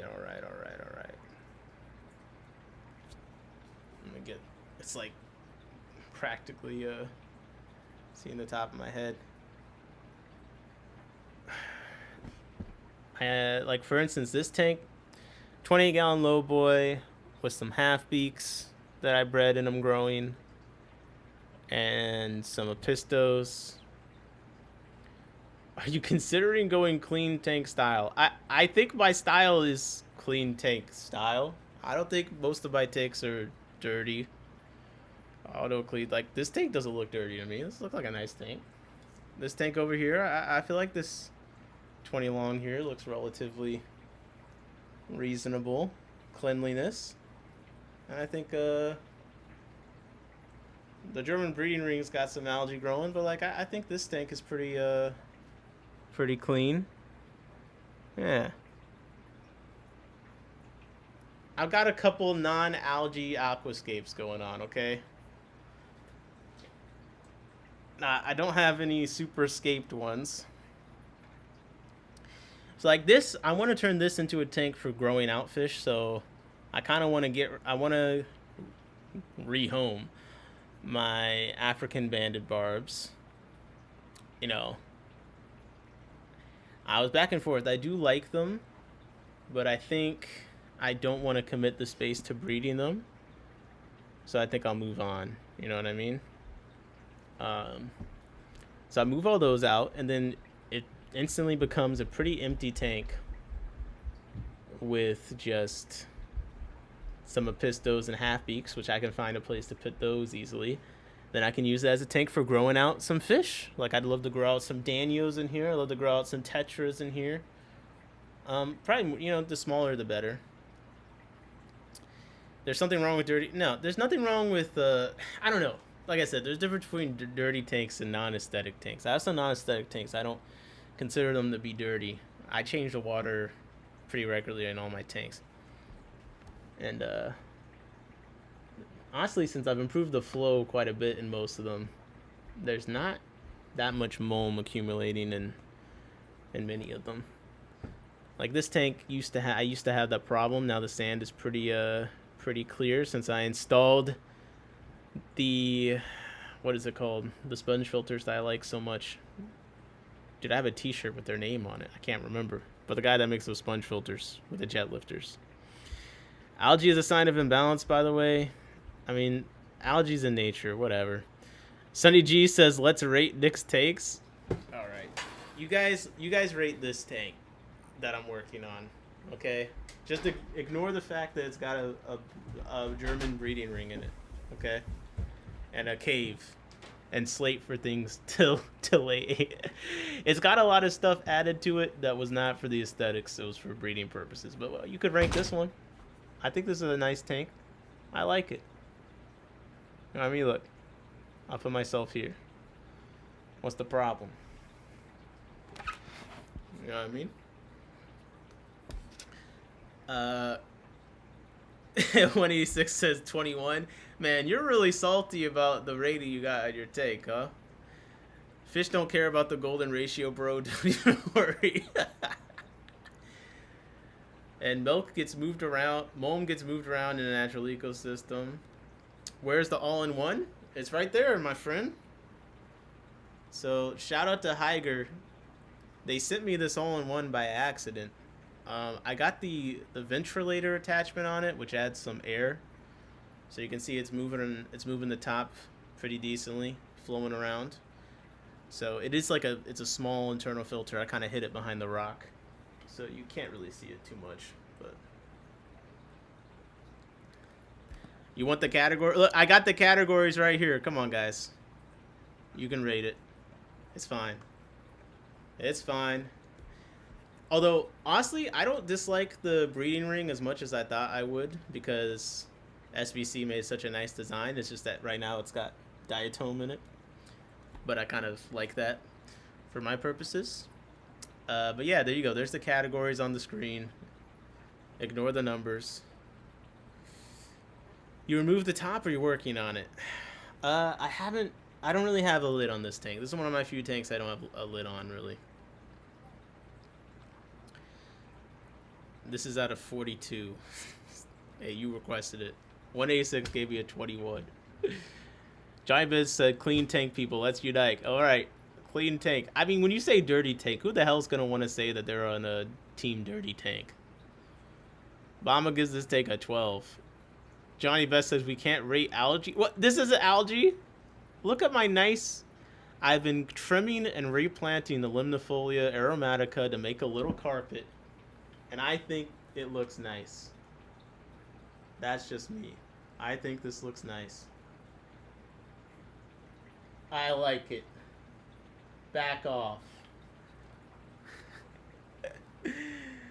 Now you got me on the defensive. After I rated all of your tanks. I was pretty nice. You know, I had Bomba on, so I didn't have to be the mean one. I'm not gonna lie. It was. You think that wasn't intentional? Of course. I've been carefully cultivating Bomba as the YouTube livestream villain. Every time I need to talk about something, I want to, take the heat off me, I bring him on. It's fine. People are going to hate on him way more. I'll escape. Innocent. Okay, 31 says Beto. 12 for purpose. That's the only category I could score, says Baba. Fish and J says 27. Bamba says carpet does look good. Sunny says 42. Oh, thank you, Sunny. Clean tank people don't like algae. Sage Cable Wonder says team dirty tank. JP Jeffrey says Riverstone piles. Of course. Let them hang. They can't go. Let them hate. They can't go tank to tank with me. You was nice to Bamba. Bamba was bad to you. Be nice, Bamba. Johnny says. JP says 38. Okay. What other tank can be rated in here? Honestly, the tanks that could be more rated are further out. If there wasn't the glare on this tank, I'd have you rate this one, right? Nah, it's a little less glare. But I don't got the best lighting going on. I really like this 5-gallon here. Let me see if I can improve the lighting on it, and you guys can rate this one. Because I like this tank quite a bit. In fact, I want to redo my rack so I can have more of them, the 5 gallons, oriented like this. I know the bottom's a little cut off, but it's just a mini valve situation. Let me put the light down closer.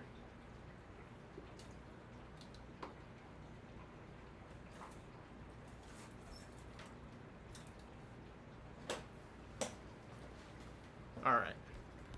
Come on. This is your revenge. This is your revenge. Okay. This is out of 42. We're rating out of 42. My little 5-gallon tank here. that's cut off by another tank. We're gonna rock with it. Solid nature style, good carpet, good depth. Structure is lacking, but will do for a breeder. Oh, the plastic cup is in a different tank behind it. Wait 1 second. Do I have something to stick in between? Yeah, my bad. I don't have a black background, so actually that cup it's in a tank behind it. That's for the Australibius. Nick, you're forgetting one more option: clear water or brown water. Bomba doesn't like brown water. He can't see. Can we just call it black water? Brown water just sounds like a waste treatment facility. JP says 36. Sonny says 37. Beto says 30. Okay. Okay. Come on. Let's go. That's not too bad. That's not too bad. 36. What do you mean I have a black water tank? Whatever, man. This guy just be saying anything. Bomba be saying anything.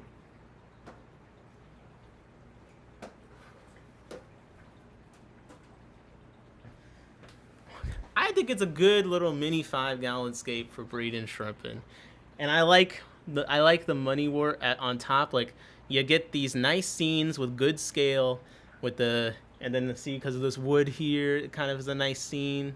I just need like a spotlight that goes right on the wood. If I get one of those spotlights, spotlight company, send me a spotlight. I need it to shine right on that piece of wood. It'll be the perfect spot. 36. Okay. I just do water changes too fast so the tans don't stay long. There's not a black water tank, bro.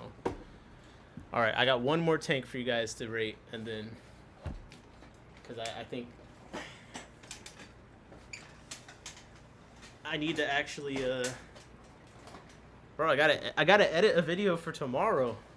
I also gotta film some stuff for tomorrow or another day. So look, hardest working, okay? All my free time, I'm editing these damn fish videos. 1 second. How are your Australibius? My male's a savage. I haven't had him too long. My first male, I lost. I'm not sure exactly why. My first male I lost,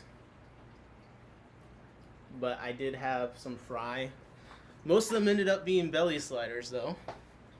But long story short, one male just grew up big enough to maybe spawn, so the female is quite a bit bigger than him at this point. All right. So here's the last tank I think is even remotely rateable, and the lighting is pretty bad. So there you go. Get ready for this. When I fix up the 20 long that the panda quarries are in, I think it's gonna look really nice. That's the one tank I have CO2 in, and I need to buy a splitter. Bomba, send me a link to the splitter I need to buy so I can put CO2 in more tanks, because I kind of like it. This is a 28-gallon low boy. George Seclidity said I lost a pair almost immediately. Sadly, damn. Perhaps you should start with the Dixie cup wasn't in there. Oh my gosh. Are you saying I should start water aquascaping it? Holy. ADA splitter. Shut up, man. Shut up. Alright, this is the rate my 28-gallon low boy. Look, we got the banded barbs. We got some half beaks. ADA doesn't make them. I already tried. The Epistos are kind of in their own corners. I've seen eggs a few times. It's hard to tell if there's any fry in there. The females have been kind of aloof. Not gonna lie. We got some dwarf sag everywhere. River stones. Beto says 37. Maven says 30. You guys are being way nicer than I expected. I'm not gonna lie. Maven says 34. JP says 38. Oh, let's go. Let's go. GLA regulators, the she, says Bomba. Alright. PhD Aquascaper weighs in. That's what I like to see in the chat. See, we have the most educated chat. How many chats got a multiple PhD certified aquascaper? You know what I mean? We even got a postal service expert in the chat. Aquarium thoughts. Come on, going crazy up in here. I mean, Corey was in here. Little brown frogs. Let's go. Let's go. Bomba says 36. Oh my gosh. Okay, that's nice. Why is my Amazon package late? Bro, I don't know. Aquarium thoughts, chime in. How long have you had your half beaks? I've had them a bit. So I had a big female, and she had babies, which are the half beaks you see in here now. But eventually, she kind of seemed to stop being able to swim. Now, I've seen before when she went into labor, she kind of would swim vertically. That seems to be a thing. But she never recovered this time.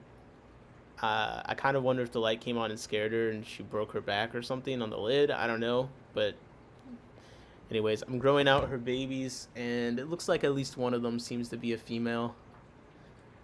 Actually, this bigger one that's at the top. The females are they seem to get quite a bit bigger from my experience so far. There's some other differences, but this Tiger air pump is awesome. Literally zero noise. Is running 6 sponge filters. Oh shit.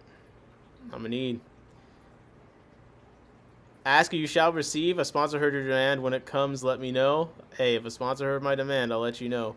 We have 1 or 2 more things to do for Higer that they sent me, and I still need to get back to Aqua. But let me know if there's anything you want me to try from either of those companies. I'm gonna let F-Zone know you want a spotlight. Can you please? I need them to send me some lights. I need a light for. I need all the lights. Send them to me. I'll do a nice live stream, maybe even a video. Who knows? 39 Sunny G says nice, very nice. Well, you know what, guys? Maybe I should show you my tanks more often if you're gonna be this nice. Now this is one that I think will look really nice when I am done with it. I tore out all the dwarf. I don't know if you guys noticed, but I tore out all the dwarf sage that was in the front and the left from before. I'm conflicted on if I want to keep it on the right side. It's so thick that I would feel bad getting rid of it, but at the same time, it's really limiting my potential in this tank. So, yeah, the back light is off, so it's kind of hard to even see what's going on. But yeah, you guys are being nice, so I appreciate that. I do. I like when people are nice to me. I'm human. And people are so mean. They're so mean to me all the time. They say my isopods are ugly. They say I'm not the hardest working. They say all I do is start the drama. Well, someone's got to do it.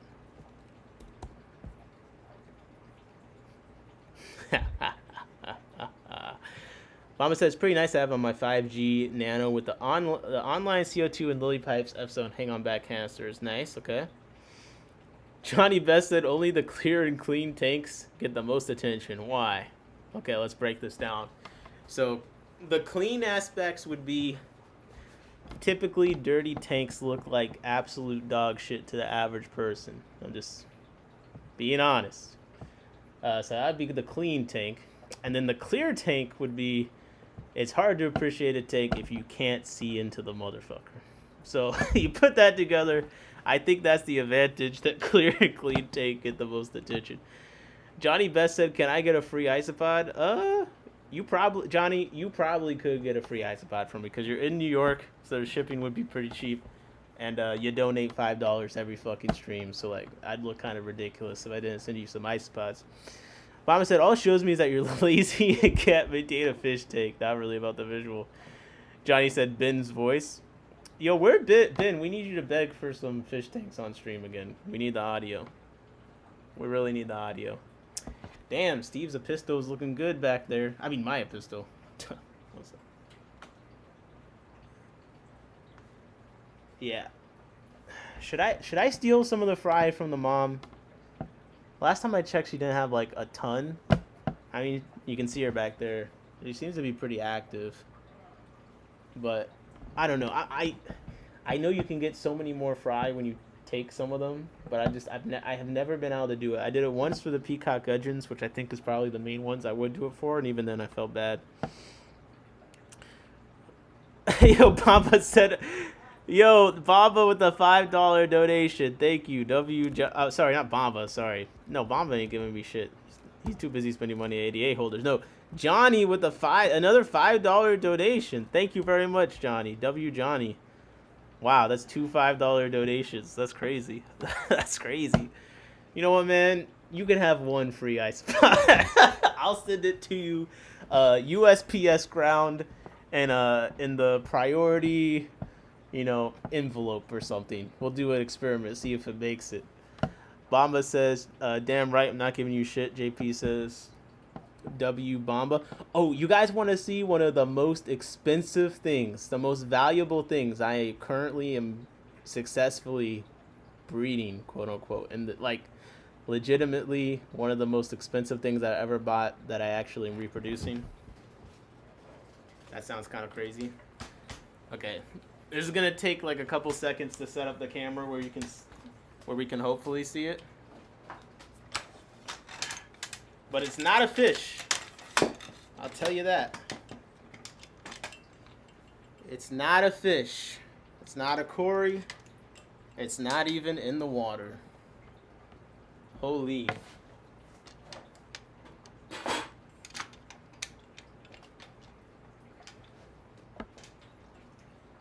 I'm probably gonna have to pull up a photo, but I'm gonna at least show you where they're at.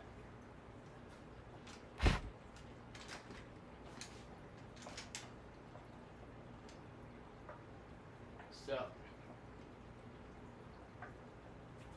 in this enclosure, there are some isopods in here. Is it a blow-up doll? Yo, go fuck yourself. or you're a blow-up doll. Yo, don't project that onto me. Now, unfortunately, you're probably not gonna see them. But in this in this terrarium, I have Porcellio warneri Dalmatian. Okay. Now, if you look up Porcellio warneri Dalmatian, you're gonna notice a couple of things. The first thing you're gonna notice is that they're not in stock anywhere, really. Okay? This is what they are. They're a bigger isopod. It's like a rare morph of an already expensive isopod, right? Like here, they were selling 5 of them for $200. Here they were selling, well, this is in the UK and it's out of stock. Here you can acquire to buy 10 of them for 115 subadults. That's actually not a bad price. Okay, we gotta know this is Porcellio scaber. Anyways, it's a rare morph of a fucking isopod, okay? I don't know what to tell you guys. I bought 10 of them for $250. It's one of the most expensive things I've bought fish-wise. And, it would have been a bummer if I had these things and I killed them all. It never made more of them, but I'm happy to report that recently I've been seeing babies of them, and I have a picture to show you. Okay, so here is one of the babies that I spotted in there. JB said, I bet they never come out until it's dark. They do. Well, I don't have that many of them yet, so I think when there's more of them, I'll see them more often. But yeah, I do see this in more of them in the dark. And you can see this tiny little baby one here that I got a picture of. Let me see if I got another picture. Oh, yeah. Look at him. Look how tiny he is. So eventually it'll grow up to be something like this. Big old fancy luxury isopod. You know what I mean? But for now, I have this tiny little guy. And I do think it's really cute seeing them on the leaves. So I'm pretty excited about that. So that's in there. You know what I mean? I got range. What can I say? I'm probably not gonna ship or sell any of these anytime soon.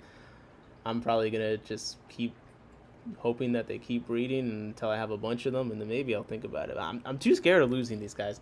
The nice thing about them is they do like it a little drier, so I feel like that helps when it comes to keeping them. JP Jeffrey says, is that a display rack? I don't have a display rack yet, but I'm working on it. Sunny G said, damn, a $200 melanistic woodlouse, I know. Do you need lids for this isopod? Yes, there's a lid on here. The isopods can't really climb, like, they can't climb the sides of containers, really, from my experience.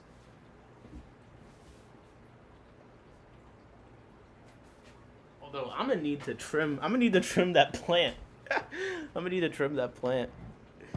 This plant's, I forget what it is. I got it at one of our meetings. Of course, Society of Central Maryland, by the way. We do a mini swap every meeting. I traded for it, and all I did was store it in this container.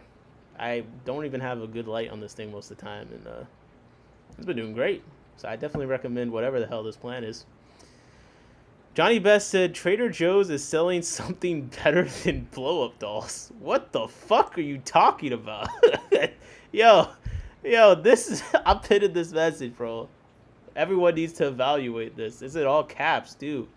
What the hell? Trader Joe's is selling something better than blow-up dolls. Man, what is Johnny on, man? Listen, you donated $5 twice this stream, so you're the boss, right? But yo, what's going on in Trader Joe's? Sergi said, damn, I have to tap into Hypebeast iSpods. They're a lot of fun because, in theory, they don't take much space. Actually, I was going to do a review on this enclosure. This is kind of a nice enclosure. You can use it for aquarium stuff, too. I got another square version of it here. Actually.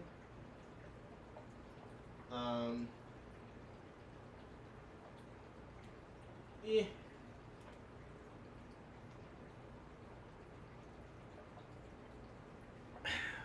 But it's kind of nice. Dope, congrats. Thank you very much, Beto. Thank you very much. Yo, this male Episto, he killed the female. They killed the replacement female. So I'm about to move him out of here so I can use this tank for something. I'm probably going to put all my Beta Rubra in this tank. He's very pretty. This is, what's the name? It'll come to me. The Banshai, the Inca 50. Johnny Best said, going to give isopods a go, not messing with scuds no more. Let me know, man. I got you. Pillbugs are cool. Oh, Flowers of Horns, what's up? We were talking about some Hawaii stuff earlier. I was looking for you. Hope you're doing well. Johnny Best said that Trader Joe's is selling AI robot girlfriends. Is that better than a blow-up doll?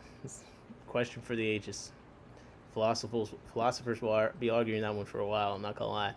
Beto said they're aquatic. The ones I just showed before are not aquatic, no.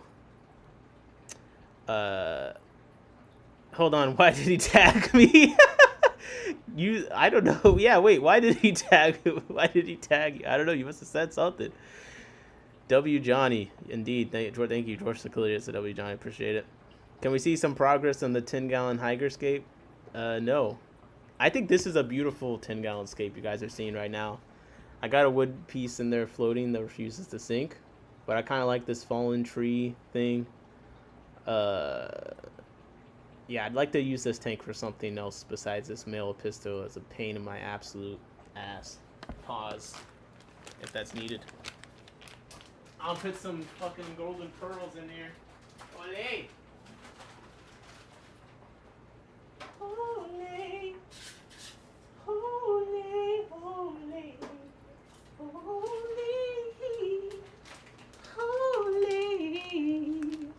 Holy, holy, holy. All right.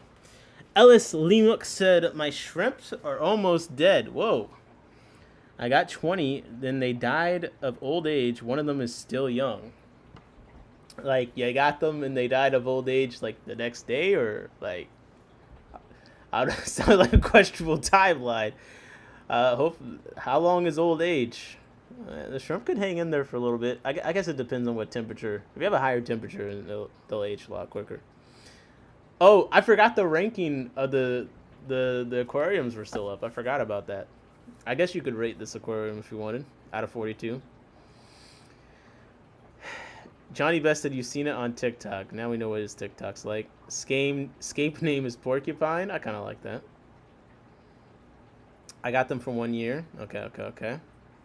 Did they didn't have any babies or anything for you? Well, I'm sorry to hear about your loss. I'm sorry. Just Having Cichlid said, I have isopods and slugs in my crested gecko enclosure. Yo, anyone want some mealworms? I have to figure out. I accidentally have like a lot of mealworms. Like a lot. Turns out I'm a great mealworm breeder. I kind of have all the skills required. I'm lazy. I got a heavy feeding hand, and I have bins to put them in. And I didn't do it on purpose, but like I don't really have a use for mealworms. My use for mealworms, like I could chop them up and feed them to things, but like their nutrition is kind of horrendous. The puffers are the main things that are gonna eat them. And yeah, I just have a bunch of mealworms, and I don't really know what the heck to do with it. Okay, Ella said the shrimp did not get babies. So like this bin, I got a couple bins with mealworms. Can't really see them. This one's got mealworms, and then it's got panda kings. I have a bunch of panda kings actually, which are the isopod. If you didn't know. Let me see if I got. It's a good beginner isopod. I gotta apply for all my permits before I could really ship these around, but if you happen to be local. I do have quite a lot of these panda kings, so a couple of people locally breed them. Like Chad has them. They're a cute little cubaris, but they're like super easy. Anyways, I got mealworms in them. I got mealworms in the lavas. I just got mealworms all over the damn place. Johnny Best said, can I get some free mealworms? Johnny Best is the new bin. He misses bin. Me too. I'm done trolling. NCAA time. All right. 186. Appreciate you. Have a good time. Sonny G said, a million mealworms. All right. It's a little bit of a stretch, but Bamba likes this scape. Okay.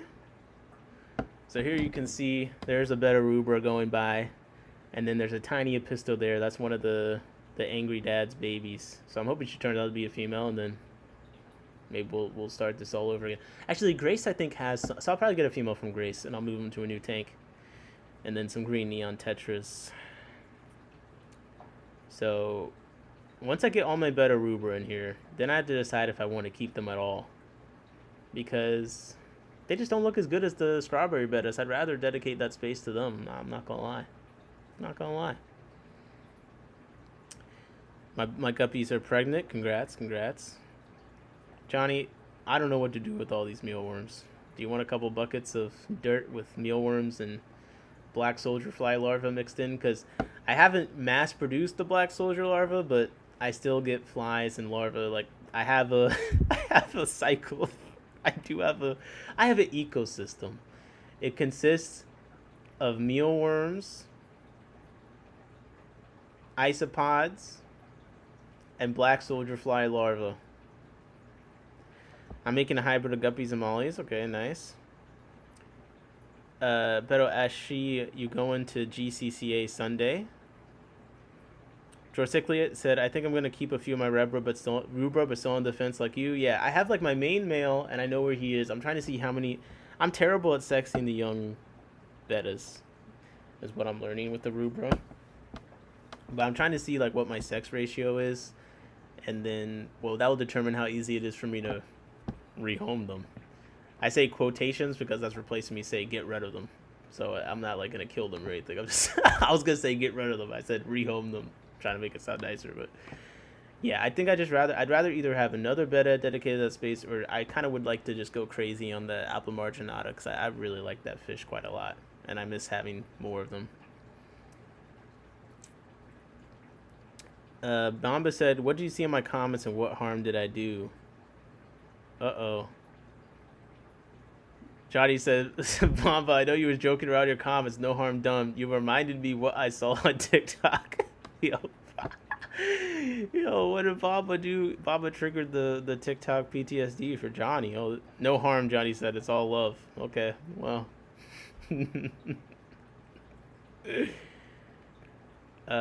You're debating going. George Seclity said, agreed. It's impossible to sex them for a long time, unlike Albie or... Okay, I thought I was just incompetent. I think it's also like a... Like, I think if it's a one young male by itself, then you'll notice... I think that's part of the problem. I have a bunch of them together, and I do think that there's a lot of, like, suppressing of colors and stuff to avoid conflict thing. That's kind of what I'm getting, because... Whenever I see the colors, either like the clearly dominant male, or it's like a tank where there's like two of them and one of them looks like so yeah, that's kind of the frustrating thing, because they're they're cool. I got them for a reason, right? But they don't look that good most of the time. They're really hard to sex young, for me at least. I'm sure that there's a way that I've looked up a few ways, but I just always second guess it regardless. So then I end up growing out like 50 beige bettas and hope that they're not all, you know what I mean? It's just kind of like, I don't know. I like the Alba Marginata, the Albies are so nice the whole way through. And even the females, just the way they behave, the way they act, the way they swim, to me is all superior to the Betta Rubra. The Albies are out and about for me a lot more than the Rubra are. They kind of have more of that snaky kind of vibe to them. They seem to care more about checking me out and being cool, so I just like them better. Johnny said, someone said blow up doll. Nick felt like someone has been bad to him again. Oh my gosh, man. Holy. George Seclity said 100% know what you mean. Yo, Albi Shanoids and Dimidiata are better to keep. Okay, let me look up Dimidiata. I hadn't seen this one. Now, okay, there's some pictures where it's got a little... It looks a little understated compared to the strawberries, but it's kind of like got some gourami coloring vibe to it. It's probably like this photo. That's nice. That is really nice, though. Yo, I got an advertisement for you guys. We look up auctions as they come up. My club that I'm a part of is doing their first auction. If you go to auction.fish, it's here. The premier Aquarius Society of Central Maryland auction. And I'm just shouting it out because it's coming up April 19th. You can list stuff now. And the further ahead you list stuff, the more we can kind of advertise it and people can start checking it out. So it's still pretty far out. People usually list stuff kind of last minute, but there is starting to be some lots in here. So eventually I'll have an auction that my club's a part of that we can actually go through and do the breakdown of after the fact and leading up to it. So Aaron got some banded barbs. We got 5 adult Elosoma Gilberti. Aaron put 2 pairs of his gold form of Guntheri in here. So this is his own original isolation of the Guntheri. Usually they got red on them. These have no red, so that's kind of cool. He put 2 lots of the banded barbs. He put some Kluge isopods, some zebras. We got Nubius. We got Boost. We got some shrimp already in here. We got 2 lots of 5 peacock gudgeons. Looks like he put some Northobranchius corythas, TZN 0804. Man, Aaron put a lot in. I put in some isopods so far, some orange laser cories, some crystal shrimp. I put in the pink crayfish, some reticulated hill streams. I'm gonna bring a lot more than this. This is just what I listed so far. I'm gonna bring a lot more. We're just getting started. We got some Turkana jewels. We got 2 lots of CPDs, Corridors napoensis, Siamese algae eater. What the? Someone rehoming a Siamese algae eater? Okay.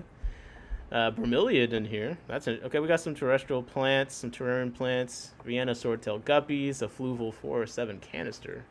I put in some orange springtails. Come on, man. Oh, Big Steve. This gotta be Big Steve. I didn't even see this. A pistogramma Hongslori red.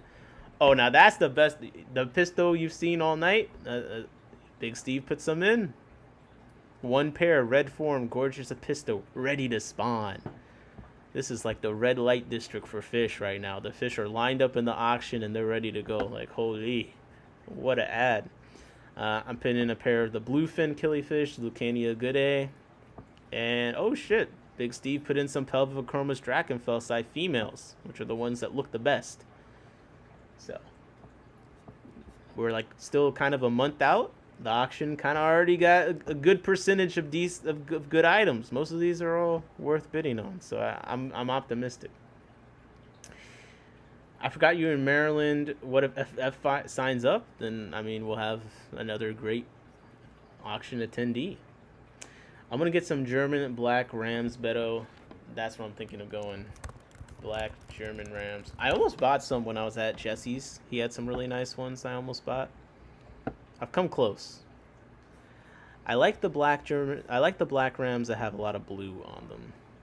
I don't like the totally black ones. Like, I kind of like this, honestly. That's just me. The more blue they have on it, like this is also really good. Like, the front half is kind of black and the back is blue. That's what I like the most. Because then I can see it. Justin Turner said, y'all ship for that auction? No.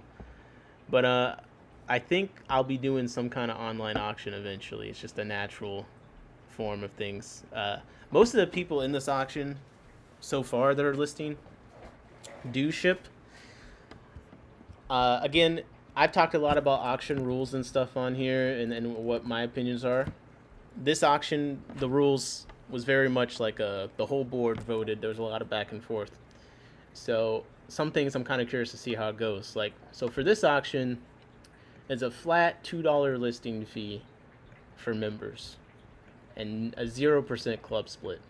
And then for non-members, it's a 30% club split with the $2 listing fee. So in theory, the goal is to incentivize people to bring their good stuff, because with a flat $2 fee to list something, you can pretty much keep the majority of your money compared to the usual. Now, so far, of course, you know, me and Aaron were both on the board, and but Steve is in here. So far, I think these are John's listings, but so far, I would say it's working. There's a good percentage of some nice items. Because the last thing you want is like 600 lots, and then 200 of them are like duckweed and mystery snails and whatnot. You know what I mean? So in theory, the margins are unheard of better, quote unquote. Bucks County does do a $1 a bag for fish auction. I think that's actually coming up. I think there's a few other places that do the listing fee, but this is the first time that we're doing it. This is our first auction ever, so we'll see how it goes. We'll see how it goes. The goal is just to cover the cost of renting the space. That's what we decided. We decided we didn't want to try and do anything except for that. So that's how the rules are kind of set up. I wanted to kind of just do a flat percent fee that was super low, like 10 or 15% for members and then 30% for non-members. But the thinking was, if we do the $2 flat fee and then we get to a couple hundred lots, then that covers our space, and we also don't have an auction that we're running out of time for, you know? But we'll see how it goes. We'll see how it goes.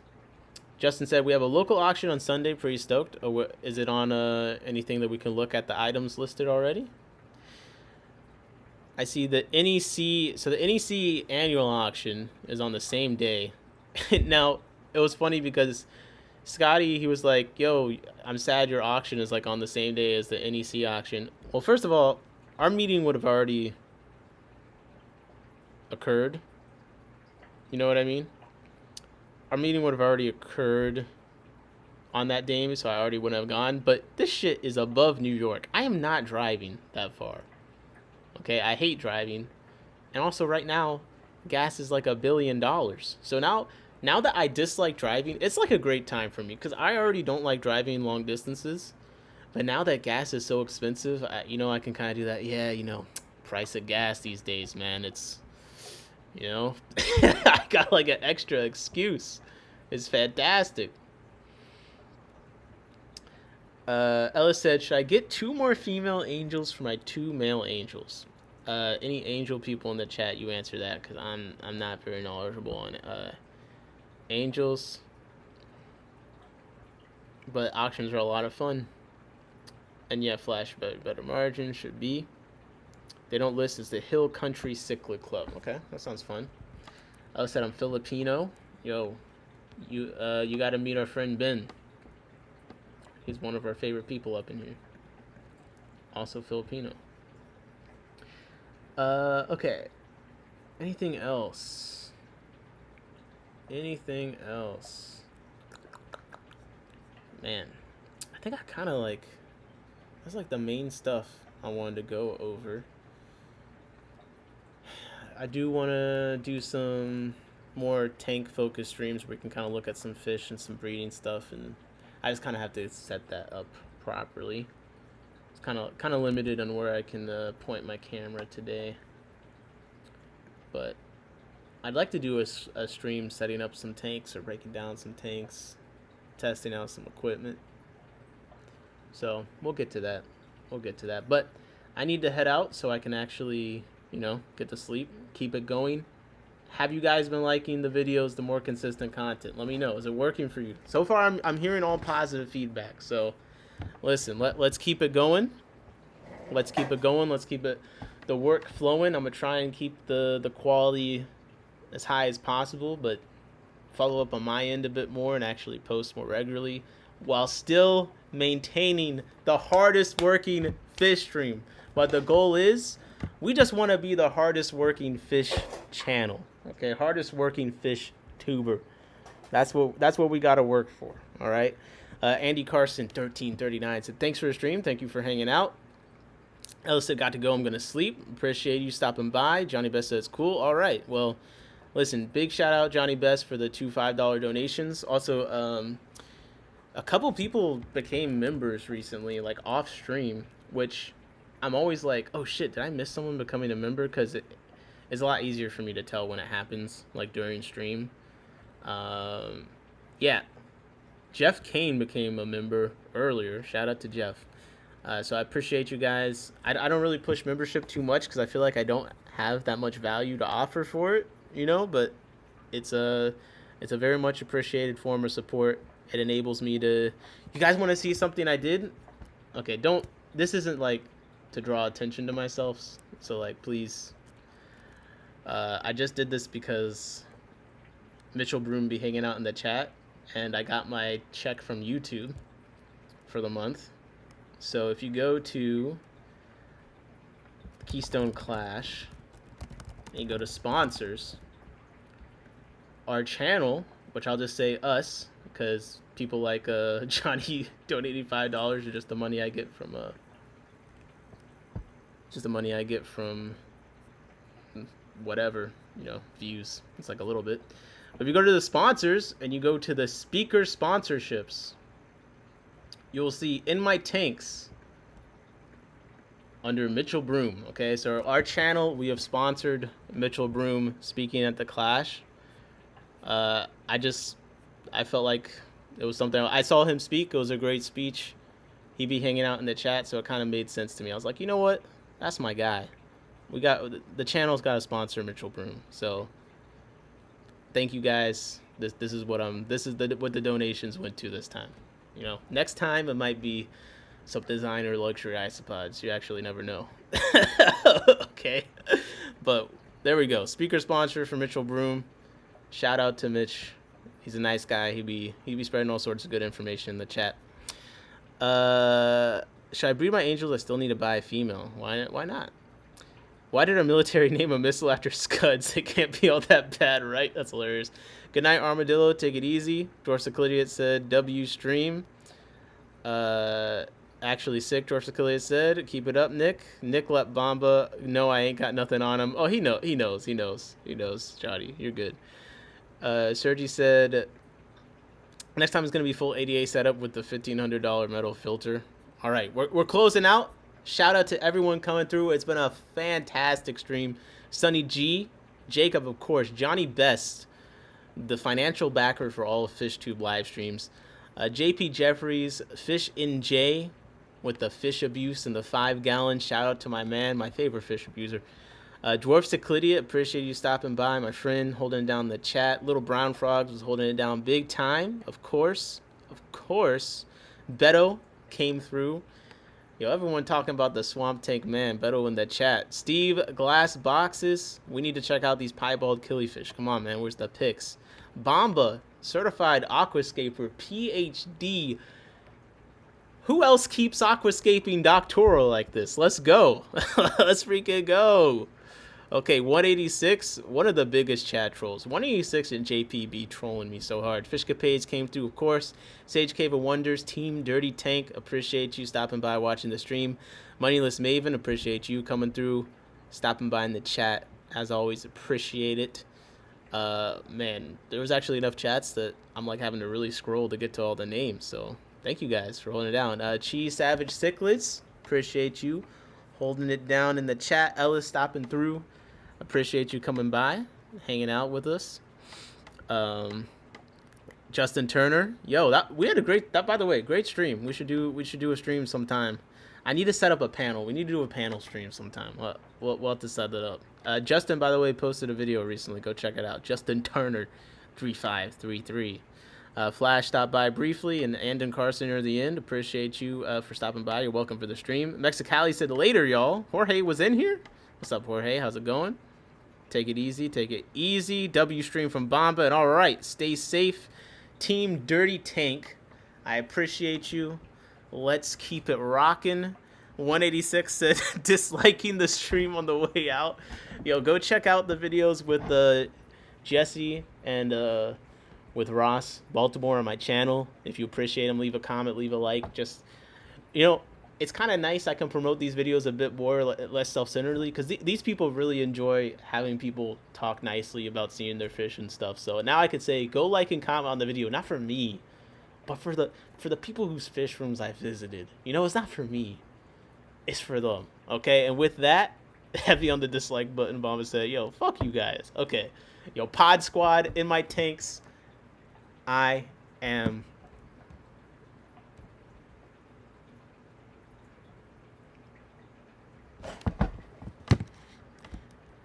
tiptoe through the tulips and the window on a Saturday and tiptoe. How's your ears? Yeah, hit that dislike button.